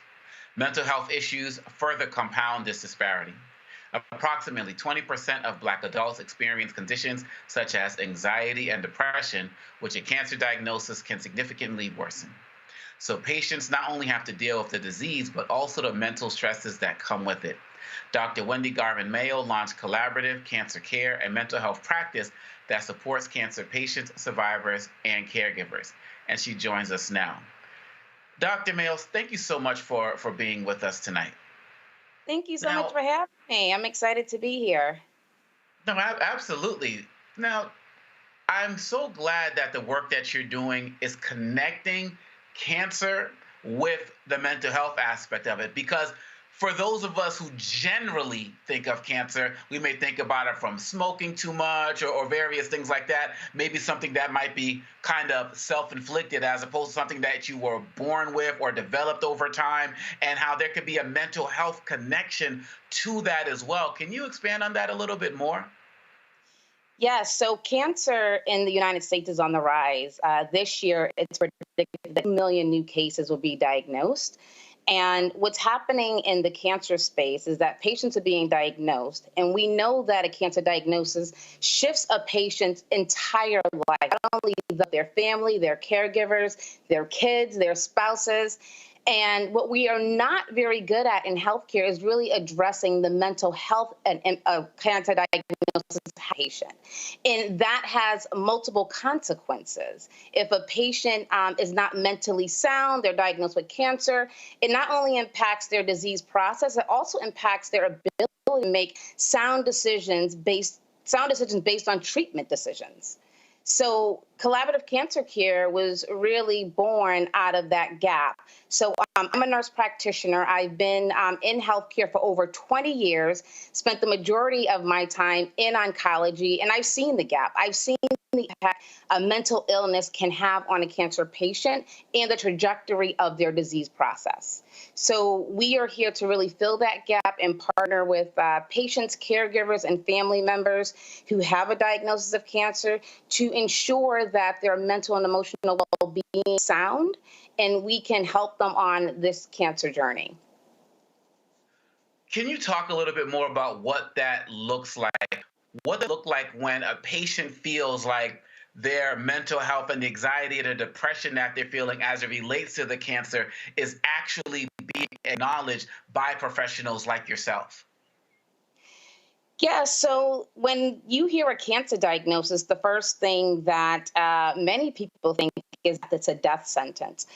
We have done, amazing things in cancer care and in the clinical research area, in the pharmaceutical sectors, that patients are living longer now with cancer. So we have so many more cancer survivors in the United States, which is a great thing. However, those patients are not able to live a full or quality of life because they are really dragged down by this mental issue that they're having, this mental anxiety, depression, insomnia. It really impacts their ability to live a good quality of life. So what we do at Collaborative Cancer Care is partner with healthcare organizations, cancer centers, and we want to partner with their patients at the time of diagnosis, the time of treatment, the time of progression, and even survivorship, because they need to talk through what's happening. What are they feeling? How are they feeling? Do they need medication? Do they need integrative mental health therapies? Do they just need someone to sit down with them and educate them on the disease, what's happening, that it's not a death sentence, depending on the type of cancer and the progression of the cancer. So patients feel seen and heard when their provider can look at them and say, hey, I know this is a tough diagnosis, but hey, I have a resource for you. I have a resource. Here is someone, here is a advocacy group, is something to help you address that. And one thing that healthcare professionals need to really understand, it's not one and done. Because we see patients in the clinic and we do a good job of doing the patient education on disease and treatment at the beginning, may give them a big pamphlet, right, of resources, but this is an ongoing journey. We have to reinstitute these resources throughout the cancer journey and cancer treatment. And is part of your work, does it also include services for the families of those affected as well? And what are the challenges that they face? Yeah, absolutely. When you are a cancer patient, you are the one who have the cancer, but you have so many relationships, so many people depend on you, so many people love you. You are significant in so many people's lives. So your family will definitely be impacted by the diagnosis. Your colleagues, your friends, your community will be impacted by the diagnosis. So at Collaborative Cancer Care, we provide mental health, counseling, consultation, medication management, not only for the patient, but for the caregiver, for the family members. And when I say family members and caregivers, because sometimes some caregivers are bereaved, their loved one has already passed on, and they never had any mental health support. So it can be 2 years, 3 years, 20 years. It's going to be a lifetime journey. So even those individuals who have been bereaved for a very long time can also be part of our community, where we will help support you to really live a full life following the death of your loved one. This is just so important. I'm so grateful for the work that you do. And just in the name itself, I mean, we're such a communal people. And so to be providing these services when we often don't get them elsewhere is just really important. So I really want to thank you, Dr. Mayo, and the Collaborative Cancer Care Organization for all of the work that you're doing. And I'm hoping that more people will reach out to you for your services. Thank you so much. Absolutely. Thank you so much. Okay. Take care. And we will be right back at Roland Martin Unfiltered on the Black Star Network. It's time to talk about that brawl, y'all. We talk talk about blackness and what happens in black culture, we're about covering these things that matter to us, speaking to our issues and concerns. This is a genuine people-powered movement. There's a lot of stuff that we're not getting. You get it, and you spread the word. We wish to plead our own cause. Too long have others spoken for us. We cannot tell our own story if we can't pay for it. This is about covering us. Invest in black-owned media. Your dollars matter. We don't have to keep asking them to cover our stuff. So please support us in what we do, folks. We want to hit 2,000 people, $50 this month, raise $100,000. We're behind 100,000, so we want to hit that. Y'all money makes this possible. Checks and money orders go to P.O. Box 57196, Washington, D.C. 20037-0196. The Cash App is $RM Unfiltered. PayPal is R Martin Unfiltered. Venmo is RM Unfiltered. Zelle is Roland at RolandSMartin.com. What's good, y'all? This is Doug E. Fresh, and you're watching my brother Roland Martin Unfiltered as we go a little something like this. Hit it. It's real.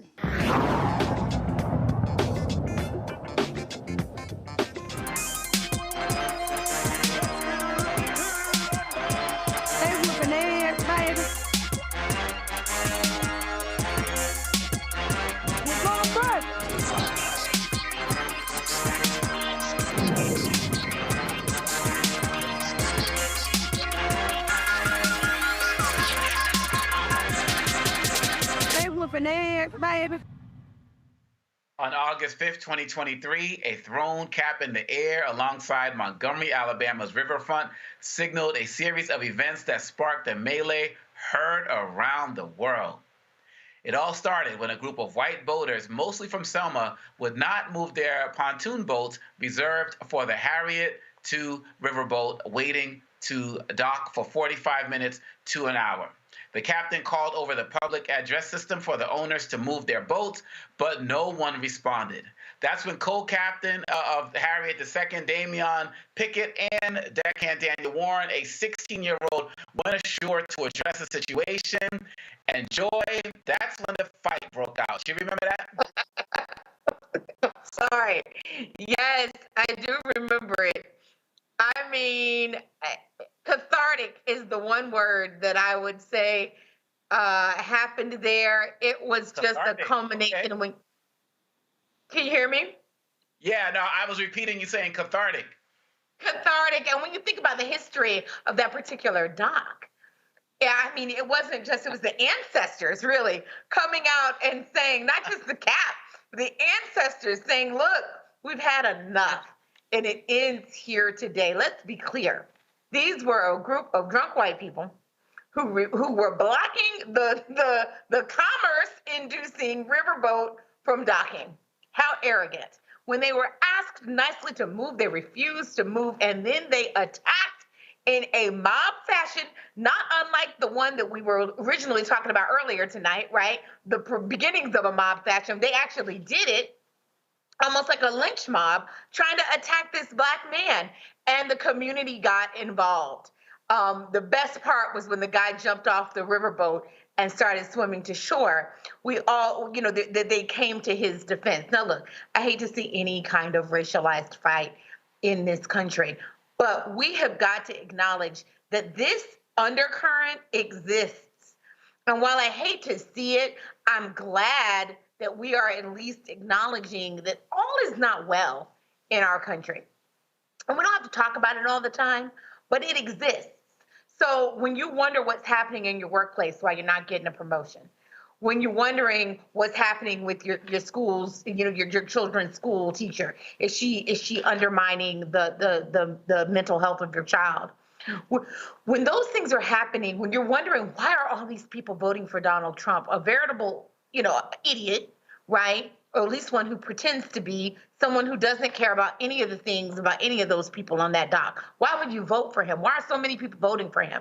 You gotta wonder what is undergirding that. This is what's undergirding that.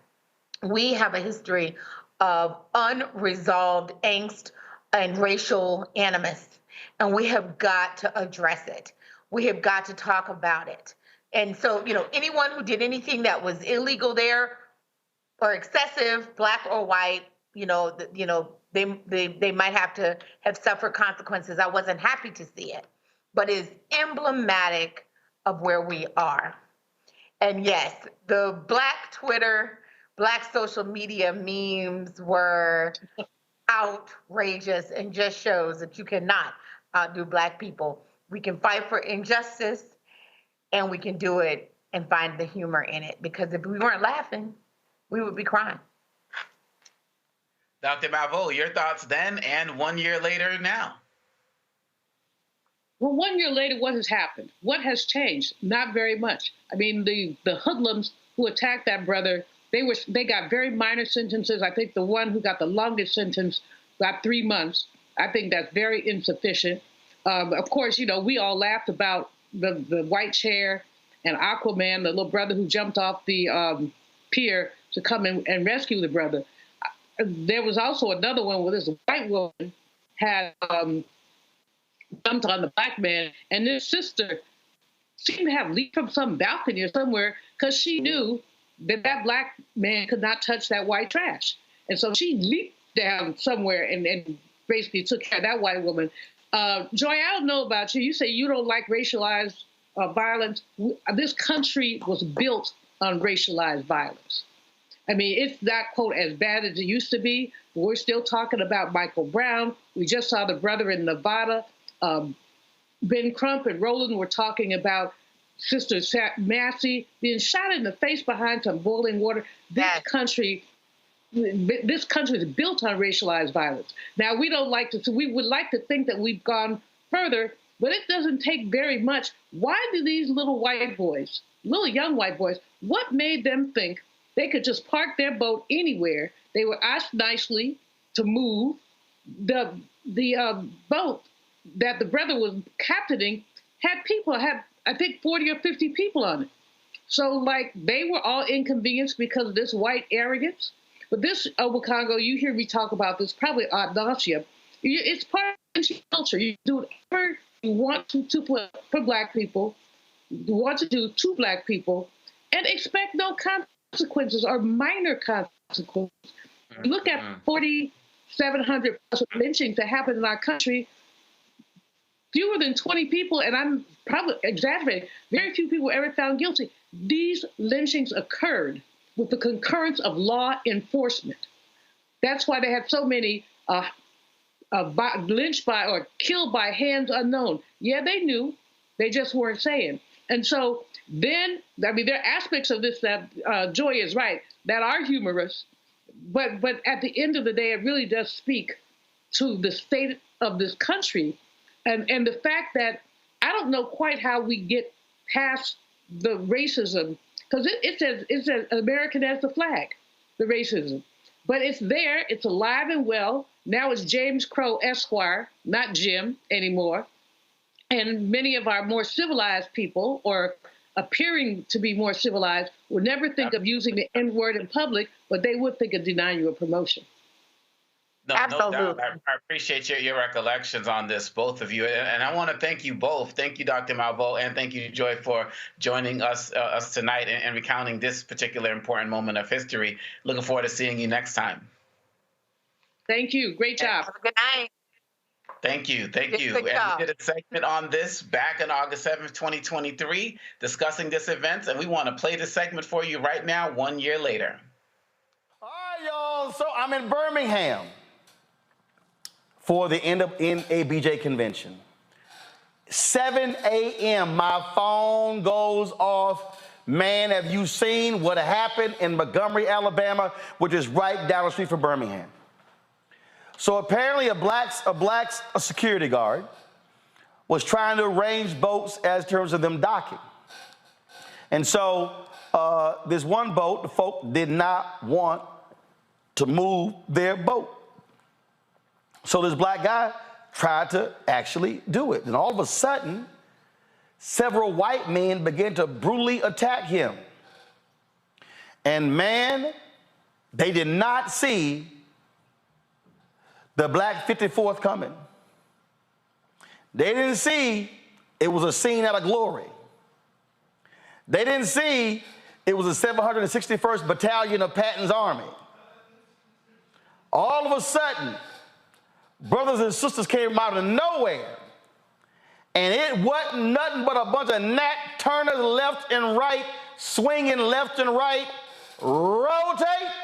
That guy in the white shirt is crew from our little dinner cruise boat who got off our ship to go over there to move that black pontoon boat on his own because those guys who parked there were told not to leave it there and they left it there.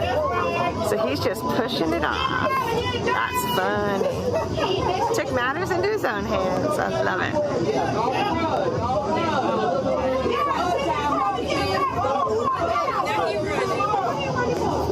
I hope the police give him a big old ticket.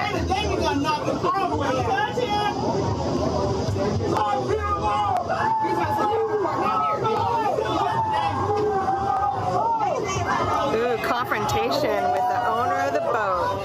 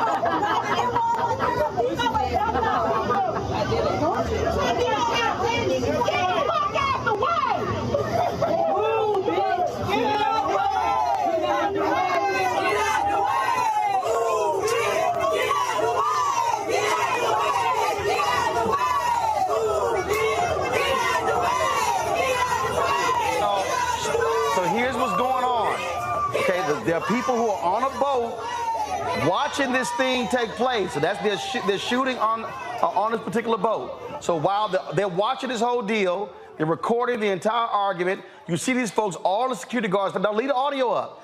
Security guards are all in his face. They're watching this. The next thing you know, all of a sudden, the fight is about to ensue. And then this thing takes off like crazy. Now, mind you, his job is to make sure how the boats are being placed in there. These people dared to get an attitude because he started moving the boat. That's why they upset. And so you see all the pointing going back and forth. You see the arguing going back and forth. No respect for him whatsoever as a security guard. They want to do whatever it is they want to do. And all of a sudden, this thing about to get real physical real soon. In about 30 seconds. And when this thing goes off, oh man, that's when stuff gets real wild. Now you see, multiple people are coming up to him. And he's explaining to one guy, and the next guy, and the next guy, and the next guy. They don't care. They're not listening. They don't care whatsoever. Then this happens. Go full screen.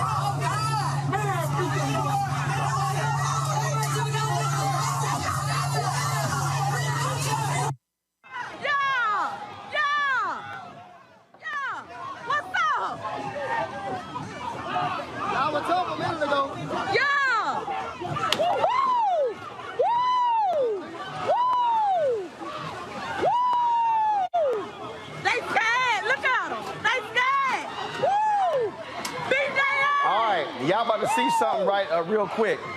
They whooping on these dudes. You gonna see in a moment where guy in the red short, he wants to avoid all these brothers. He jumps into the water to avoid them. She whooping her ass. She finna put her in the water. You got folks running through, they getting cold cocked. Tie his ass up. Cause y'all were wrong.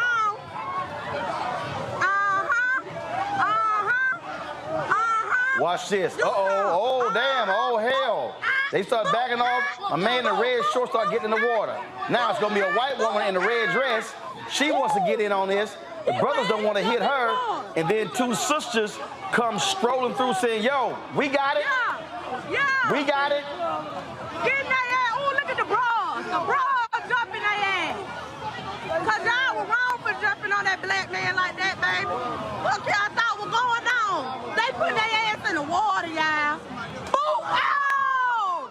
Boo out! Boo out! Boo! Tie their ass up. Baby, please. Ooh, action. Boo out!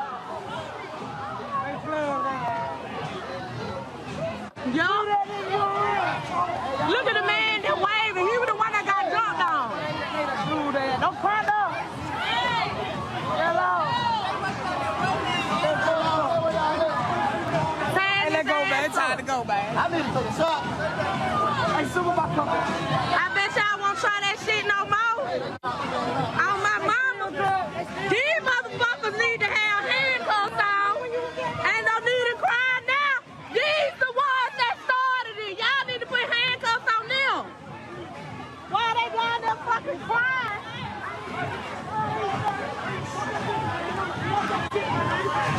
Them the ones that need to have the handcuffs on right here.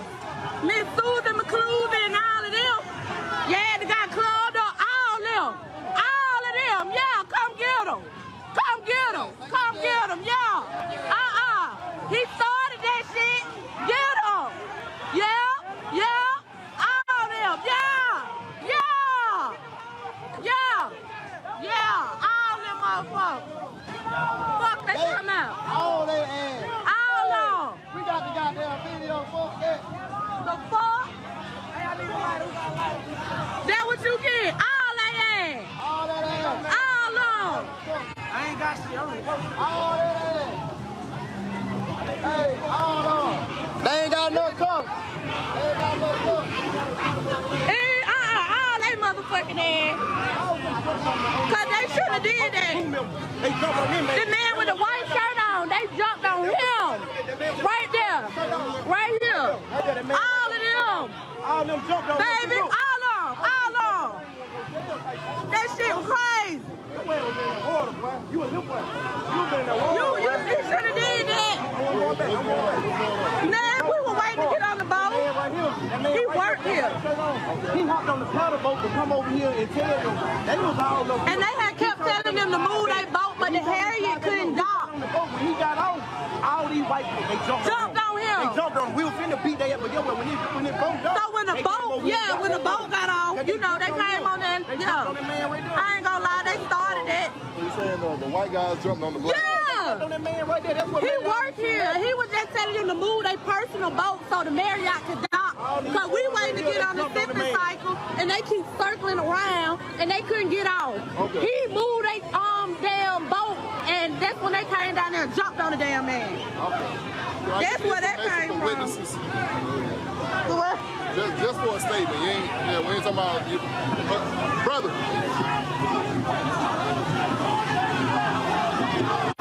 Yeah, they jumped on him. They shouldn't even be arresting him. Okay. They shouldn't even be arresting him. He shouldn't even be arrested. They jumped on him. He wasn't doing shit for his job.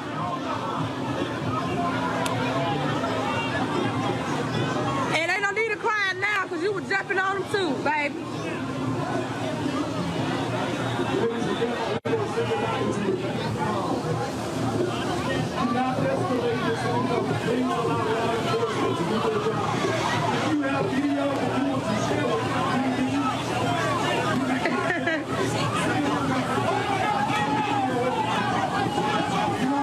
Yep, him too.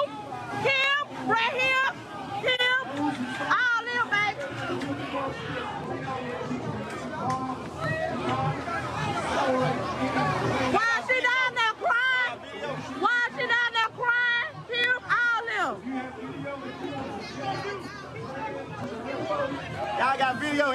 video? Anybody got video?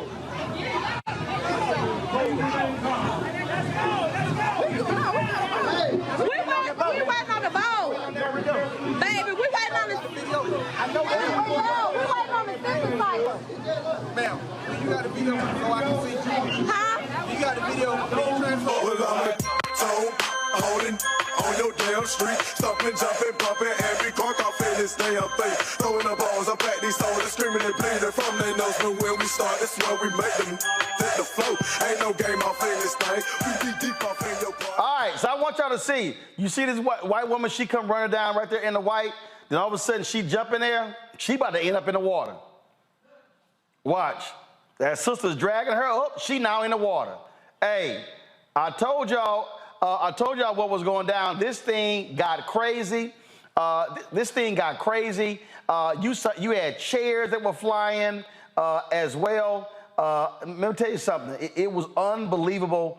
Again, social media has completely blown up. I tell you, if I type in chair right now in Twitter, I guarantee you this video here is coming up. Look right here, y'all. There have been folks sitting here taking pictures with the chairs. They were sitting here. I mean, all of that. You've seen. Here's another angle of folk swinging. They were not playing around in this battle in Montgomery that took place at the riverfront, and it was just again unbelievable. And look, the memes have been flying left and right. Somebody put this tweet up. The National Museum of African American History and Culture already got the Battle of Montgomery chair on display. That's one of the memes. Roll the next one, y'all. Come on. Come on, let's go. Here we go. Guns down, chairs up. We've seen that one. Keep going. Keep going. Try that in a small town. Bloody Saturday, Montgomery. This brother already got a photo of the brawl on a T-shirt and already selling the shirt. And he says, on my way to Cracker Barrel to celebrate. All right, let's go to the next one. You got the photos of George Floyd, MLK, Rosa Parks, and Malcolm X on this image here. Keep going. We got this one right here. Bat signal and help came immediately. My man threw his hat in the air and the cavalry came running. All right, next, let's go. Have a seat, 1955, drop the lower third. Have a seat, 1955 in Montgomery. Have a seat, 2023. Let's go to the next one, y'all. Let's go. More memes here. Keep going, keep going, keep going. We see that, not the SS dead ass pulled up in Montgomery. We got that one right there. Keep going. What we got? What's the next meme? They're calling homeboy Aquaman. Guess what? We actually got a statement. That brother right there already has a publicist. Do y'all have it on the graphic up from his publicist? Heartfelt gratitude from the publicist of our hero. Y'all have it? Go ahead, pull it up. We hope this message finds you well and filled with joy as we come together to celebrate the remarkable act of bravery and compassion shown by Aaron, our cherished young hero. While I'm reading, y'all got the video of him swimming across that water? In the face of adversity, Aaron selflessly came to the rescue of a fellow colleague, showcasing courage beyond his years. We are immensely proud of his actions and the values he exemplifies, standing as an inspiration to us all. Show the video of him swimming. The overwhelming love and support pouring in from all corners of the state and surrounding areas have deeply touched Aaron. Your kindness and encouragement have shown him the power of unity and the warmth of a caring community. The outpouring of affection serves as a reminder that together we can create positive change and uplift one another. We, the publicist team, his parents, along with, here's the video of Aaron doing his thing, going across that water. Go right, come on, y'all, pull it up. We, the Publicist team, as parents, along with his extended family, want to extend our sincerest gratitude to each and every one of you for your unwavering support during this time. Your messages and gestures of appreciation have not gone unnoticed, and they have left a lasting impact on Aaron and his family. As we navigate the journey ahead, we kindly request the anonymity for Aaron to process and reflect on the whirlwind of emotions he's experiencing. We assure you that he will continue being a force for good in the world. Once again, thank you from the bottom of our hearts. Let's continue to spread love, kindness, and compassion, and together we can make a difference. Makina Lachey is the publicist for that brother right there. Let's go back to some of the mean. I'm telling you, the tweets, the Instagram posts, the social media posts, y'all have been absolutely crazy, hilarious. Folks have been saying Juneteenth as a new date. These black folks here crack me up, and black and white folks. They did an actual reenactment, y'all. These black and white folks did a reenactment. They already dogged. They already put with the audio.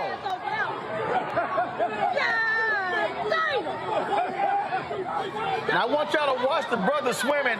He gonna get out the pool. He gonna start wringing out his shirt.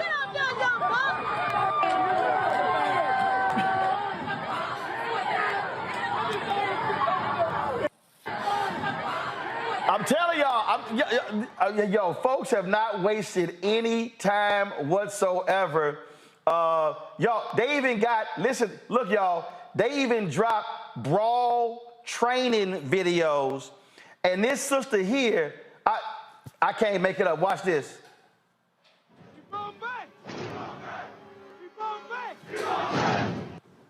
This stuff just really, really pisses me off, right? Because all this really does is ignore and erases the disabled kids that want to participate, right? So what you're going to want to do, right? If you have a crutch, you're going to take your crutch, you're going to put your hand at the middle, you're going to use your elbow like a fulcrum, then from one side to another. You see the momentum? Yeah. Okay. Next time, just make it more accessible and inclusive. She said, let's make it more inclusive. Oh my God, that was too much. Okay, all right. I came across this one here, y'all. Oh dang, what happened to it? Okay, y'all, I gotta show y'all this here. My man has already put out, he's called Song a Day Man. It's called The Ballad of the Montgomery Brawl. The Ballad of the Montgomery Brawl, listen.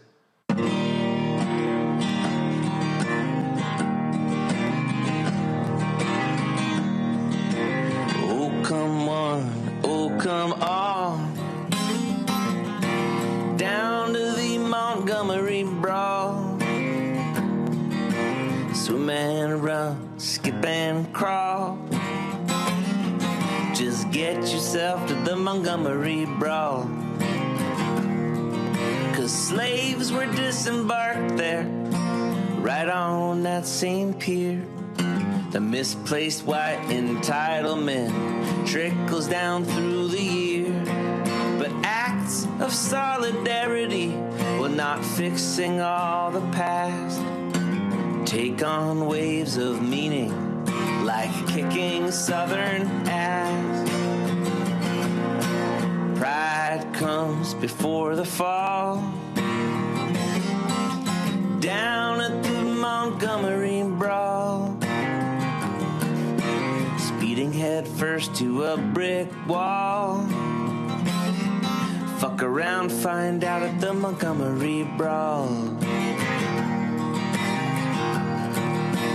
There's no happy endings, and there's no recompense.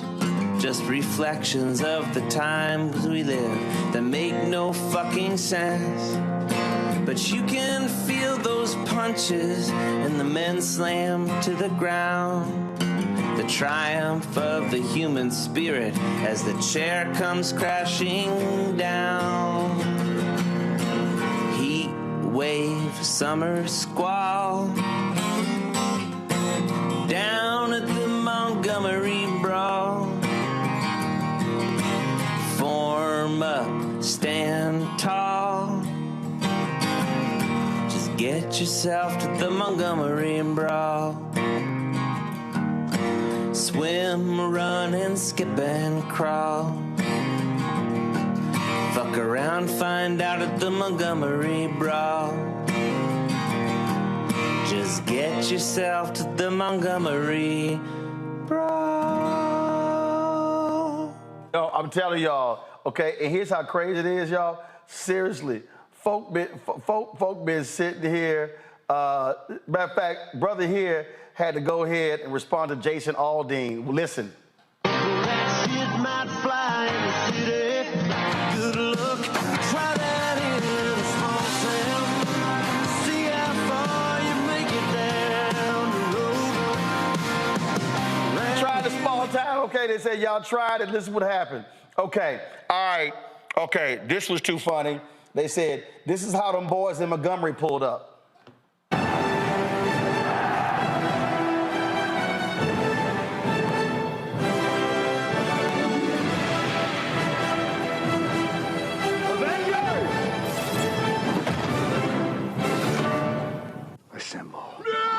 I told y'all. Yo, we play all of it, y'all. Okay, hold up. Okay. This is a great tweet. Black Twitter watching the Montgomery Brawl. Go. I'm rooting for everybody black. I am.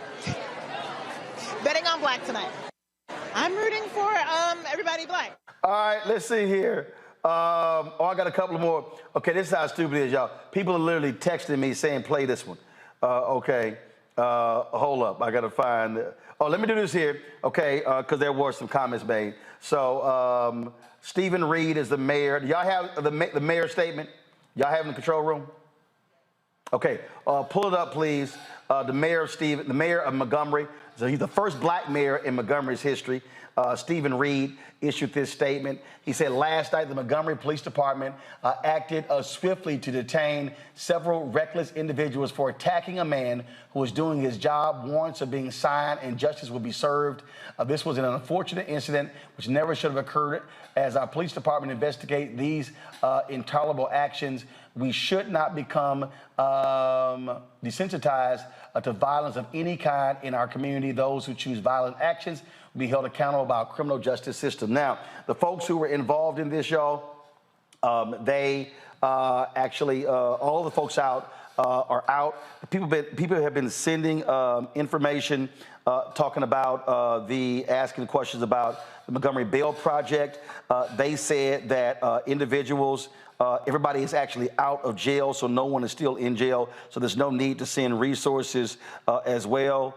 Again, this here, let me see here. Do y'all have it up? Let me see if I can try. I'm trying to switch.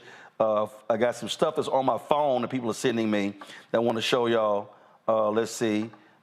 Here's a great photo here. Oh, well, let me see if I can pull this down. Folks literally took the photo, took this here. Why this brother here get this photo of the chair, the image of Malcolm X holding an AK-47 by the window. This brother took a picture with him holding a chair by the window looking out. Okay, that's a good one. That's a good one. Okay, all right, let's see here. I saw some other videos, y'all, that have been making me holler and scream. Let's see here.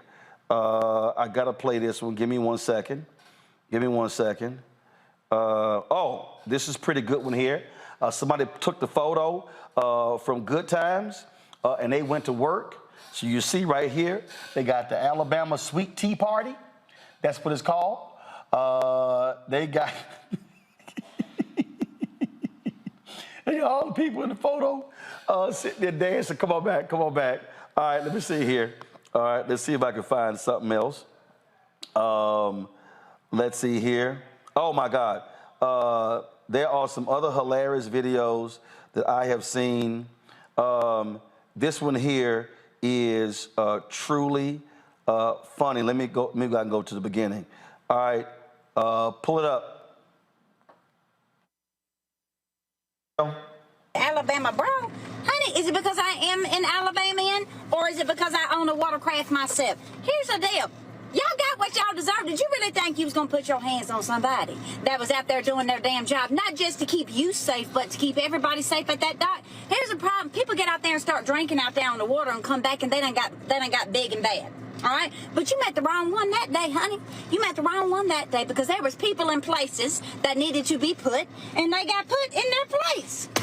You get up on my face, I can't guarantee what's going to happen to you neither. Now, I don't condone violence.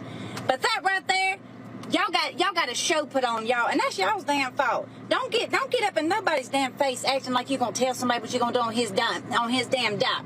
All right? That's what's wrong with y'all. Y'all get out there in the water and you act crazy and come back and got dealt with. Did y'all see that one man's Crocs? Lord, it looked like his Crocs got his ass whipped. Oh, well, I don't know why everybody wants me to talk about this Alabama Brawl. Oh, yeah, I'm petty. Okay, all right, let's see here. I'm real petty. I got the what? Oh, yeah, y'all saw the photo? My man had some Crocs. They beat the Crocs off his ass. Look at this here. Lord have mercy. Y'all, they beat the Crocs off of his ass. That is hilarious. All right, check this out. I just got this text message right here. Go to my iPad. It says, "Oh, I'm ready. Just check the garage." And they got a chair hanging in the garage. Somebody worked with a company. They sent me that. They said one of their co-workers sent that to them. All right, hold up. I got another video. All right, Jamal Bryant posted this one. I hollered when I saw this one because you know people got all the videos. Check this out. Go. Audio, come on.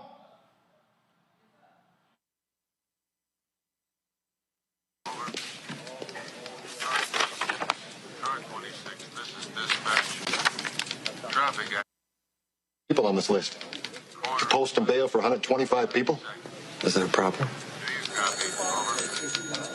Just a minute. There's some guy out there who wants to post bail on everybody we popped at that after-hours joint. Well, who is he? I don't know. Some fancy color guy. He's probably some nut. Tell him how much it'll cost him. It'll probably run off scared.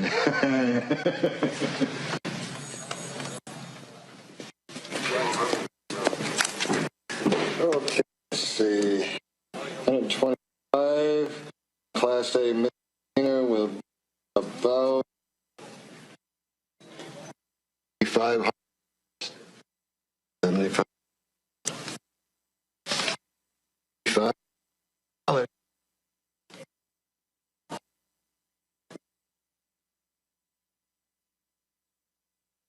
Oh, man, I'm telling y'all, they are killing with all of the videos, the memes. Let's see here. There's another video that I saw that I thought was hilarious. Go, play it. Was absolutely hilarious. Oh, y'all really let Jason Aldean gas your heads up, huh? That was your first mistake. You don't take fighting tips from a fake cowboy who wears bedazzled skinny jeans. I love to see it. You know those idiots were on the boat all day listening to that song on repeat. I can't wait, Bubba, till they try that in a small town. We'll show them. I've never seen a song taken away from a group of people so quickly in my life. You had a month. You had a good run. Oh, and I already know what the comments are going to say in this video. How could you celebrate violence? Both sides were wrong. You're causing a divide. Why can't we all just get along? Do you know why there's so much glee and happiness and celebration after this brawl? Because the scenario never ends this way. And we've seen that one too many times, where a group of angry white men go to attack an innocent black man. And in this case, an innocent black man who was just trying to do his fucking job. This isn't how the story usually ends. And that deserves to be celebrated. So you think about that before you say some shit like that. And understand why people are happy and people are celebrating. So, Mr. Aldean, it's time to whip out your notebook and pencil and write a new anthem. Anyways, bye. What happened in Montgomery? Telling y'all, we didn't have that particular angle. Remember when the white woman who's in the red dress, she came in there like swinging, and the brother, they kind of started like, nah, I ain't about to sit here and hit this woman. But then the sister was like, don't worry about it, bro, we got this here. So let me go ahead and pull that clip up, all right? Play.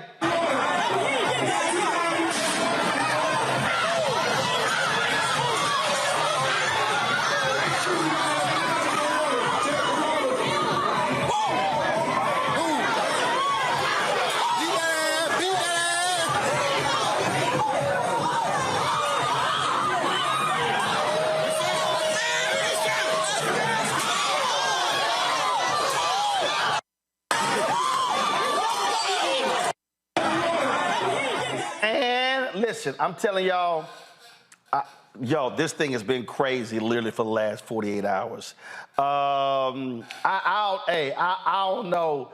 I've been watching the reaction of Julian, Renita, and Omekongo. Omekongo, I'm going to start with you. This thing has been lit, and folk have been having a field day with the Montgomery Brawl.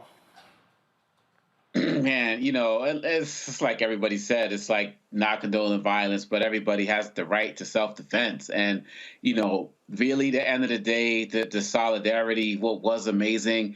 I don't want to be like pouring, I don't know, sadness on all of this, but I just get concerned about, what could have happened if one of those guys on the boat had a gun in an open carry state. Like, this could have been a lot worse. And I'm concerned about the legal troubles. There was one of the brothers who hit the white woman with a chair, and what's going to happen, should have got arrested for that. But at the end of the day, people, this is a different generation. And Joe Madison talks about this all the time. It's like the days of having to sit back and take it are over, and you've shown weeks. Every week you got videos like this of people going nuts and black folks standing up for themselves.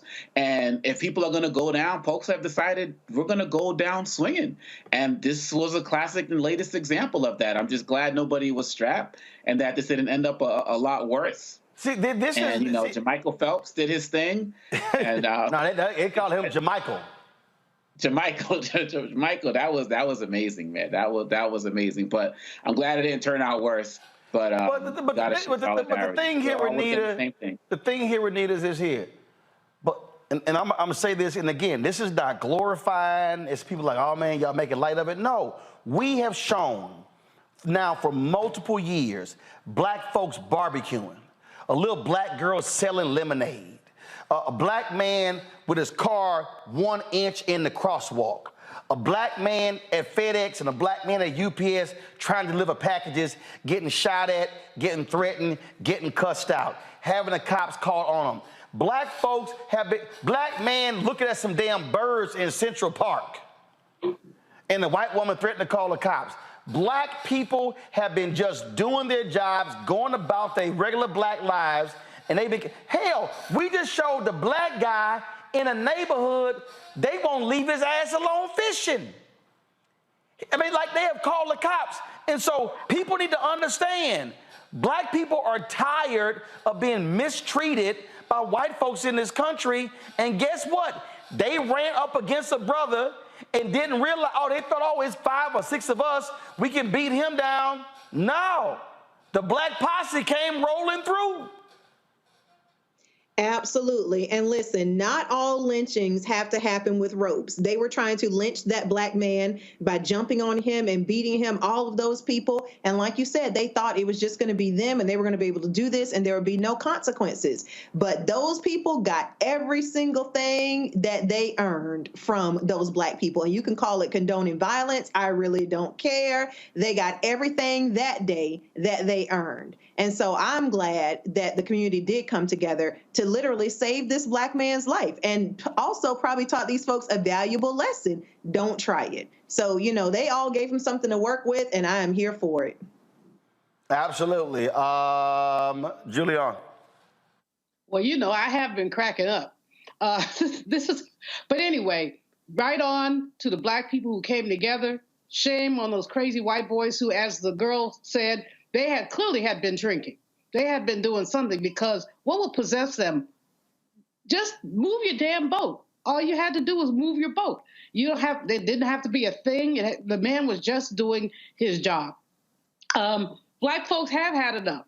Lots of black folks are standing up, and it felt good to watch, Roland. I have to tell you, I'm not condoning violence. Well, whatever, but it felt good to watch black folks coming together and fighting back. And basically, that young brother who swam across the thing, get him on the show. Let's hear from him. Let's hear from some of these folks who are there. And right on to the sisters. I mean, that brother showed enormous restraint in not clocking the you-know-what out of that white woman, the red dress on. But the sisters had that. He was trying to be chivalrous. I don't know why. But the sisters had that. And when I saw that's just a kicking, again, I'm not applauding violence much. Bottom line is, they came to that man's defense. And I've seen other videos where white folks have been attacked, football games, drunk folks, and folks came to their defense. That's what this was. And if they did not come to his defense, they were going to beat the hell out of that brother. But I got to play one more video. I got to play one more. Here y'all go. Hello, ladies and gentlemen. It's your boy, King J. Wells. Today, I want to teach you one of the moves that I saw in the fight video. The key to having the best chair smack is leverage. Hands here, grip here, and then it's more like a, you know how, like what is called ring around the rosy? You just want to come up to here, then back up to here. So we're going to try it again in slow motion. Here. Matter of fact, let's watch the video. Let's see how he did it. Okay, so no, it was more like a this. Then you pop a bitch. So it's like, let's do it fast. You ready? Let's do it fast again. You ready? You see my foot? You see, the main thing is the grip in the feet, hands. What you say, bitch? Yeah. So there you go. I told y'all I'm petty. All right, okay. Let me find this other one that I saw. Oh, man, where is it? Oh, damn, this is a good one. I just got my open carry license. Come on.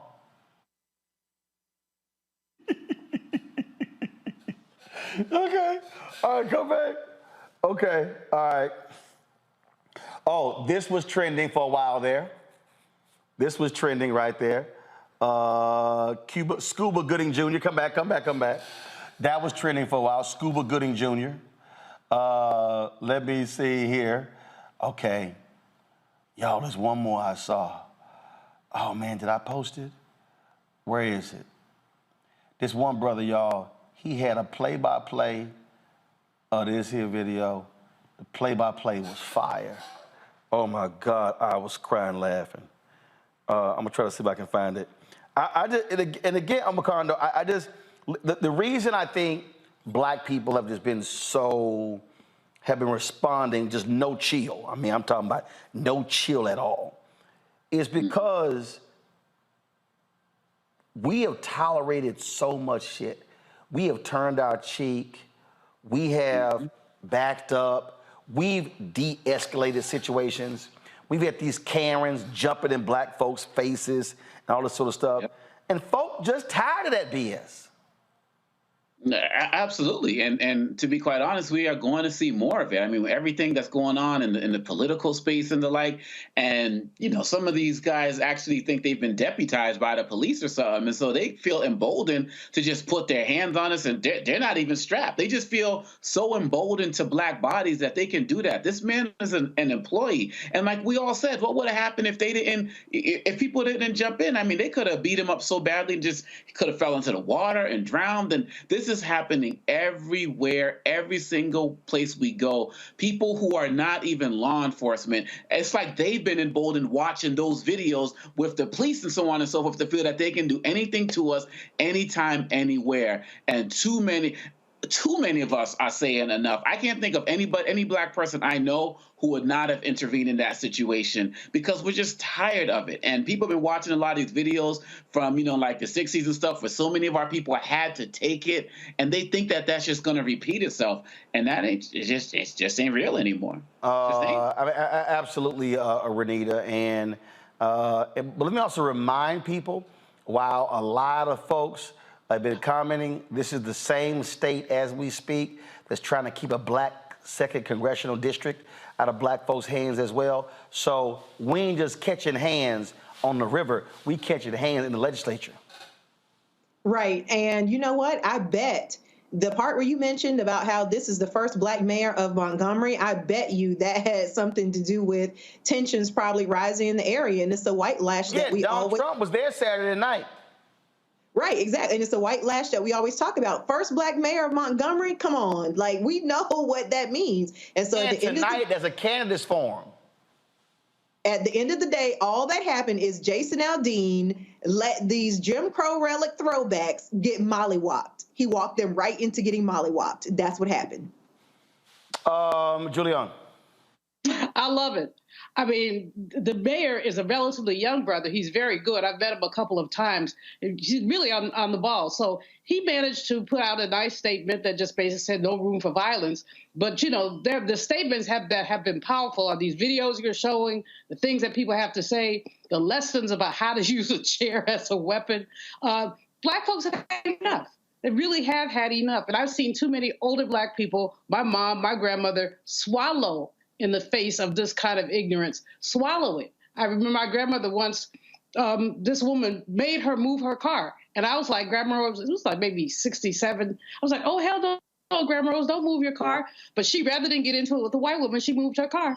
And, you know, I had a can of you know what, but I was a kid. But in any case, I've seen too many black people have to swallow. What these folks are saying is we're not swallowing the spit anymore. We're not swallowing it. And good for them, good for the community for coming together. Just it feels good to watch. It just really feels good to say this time we stood up.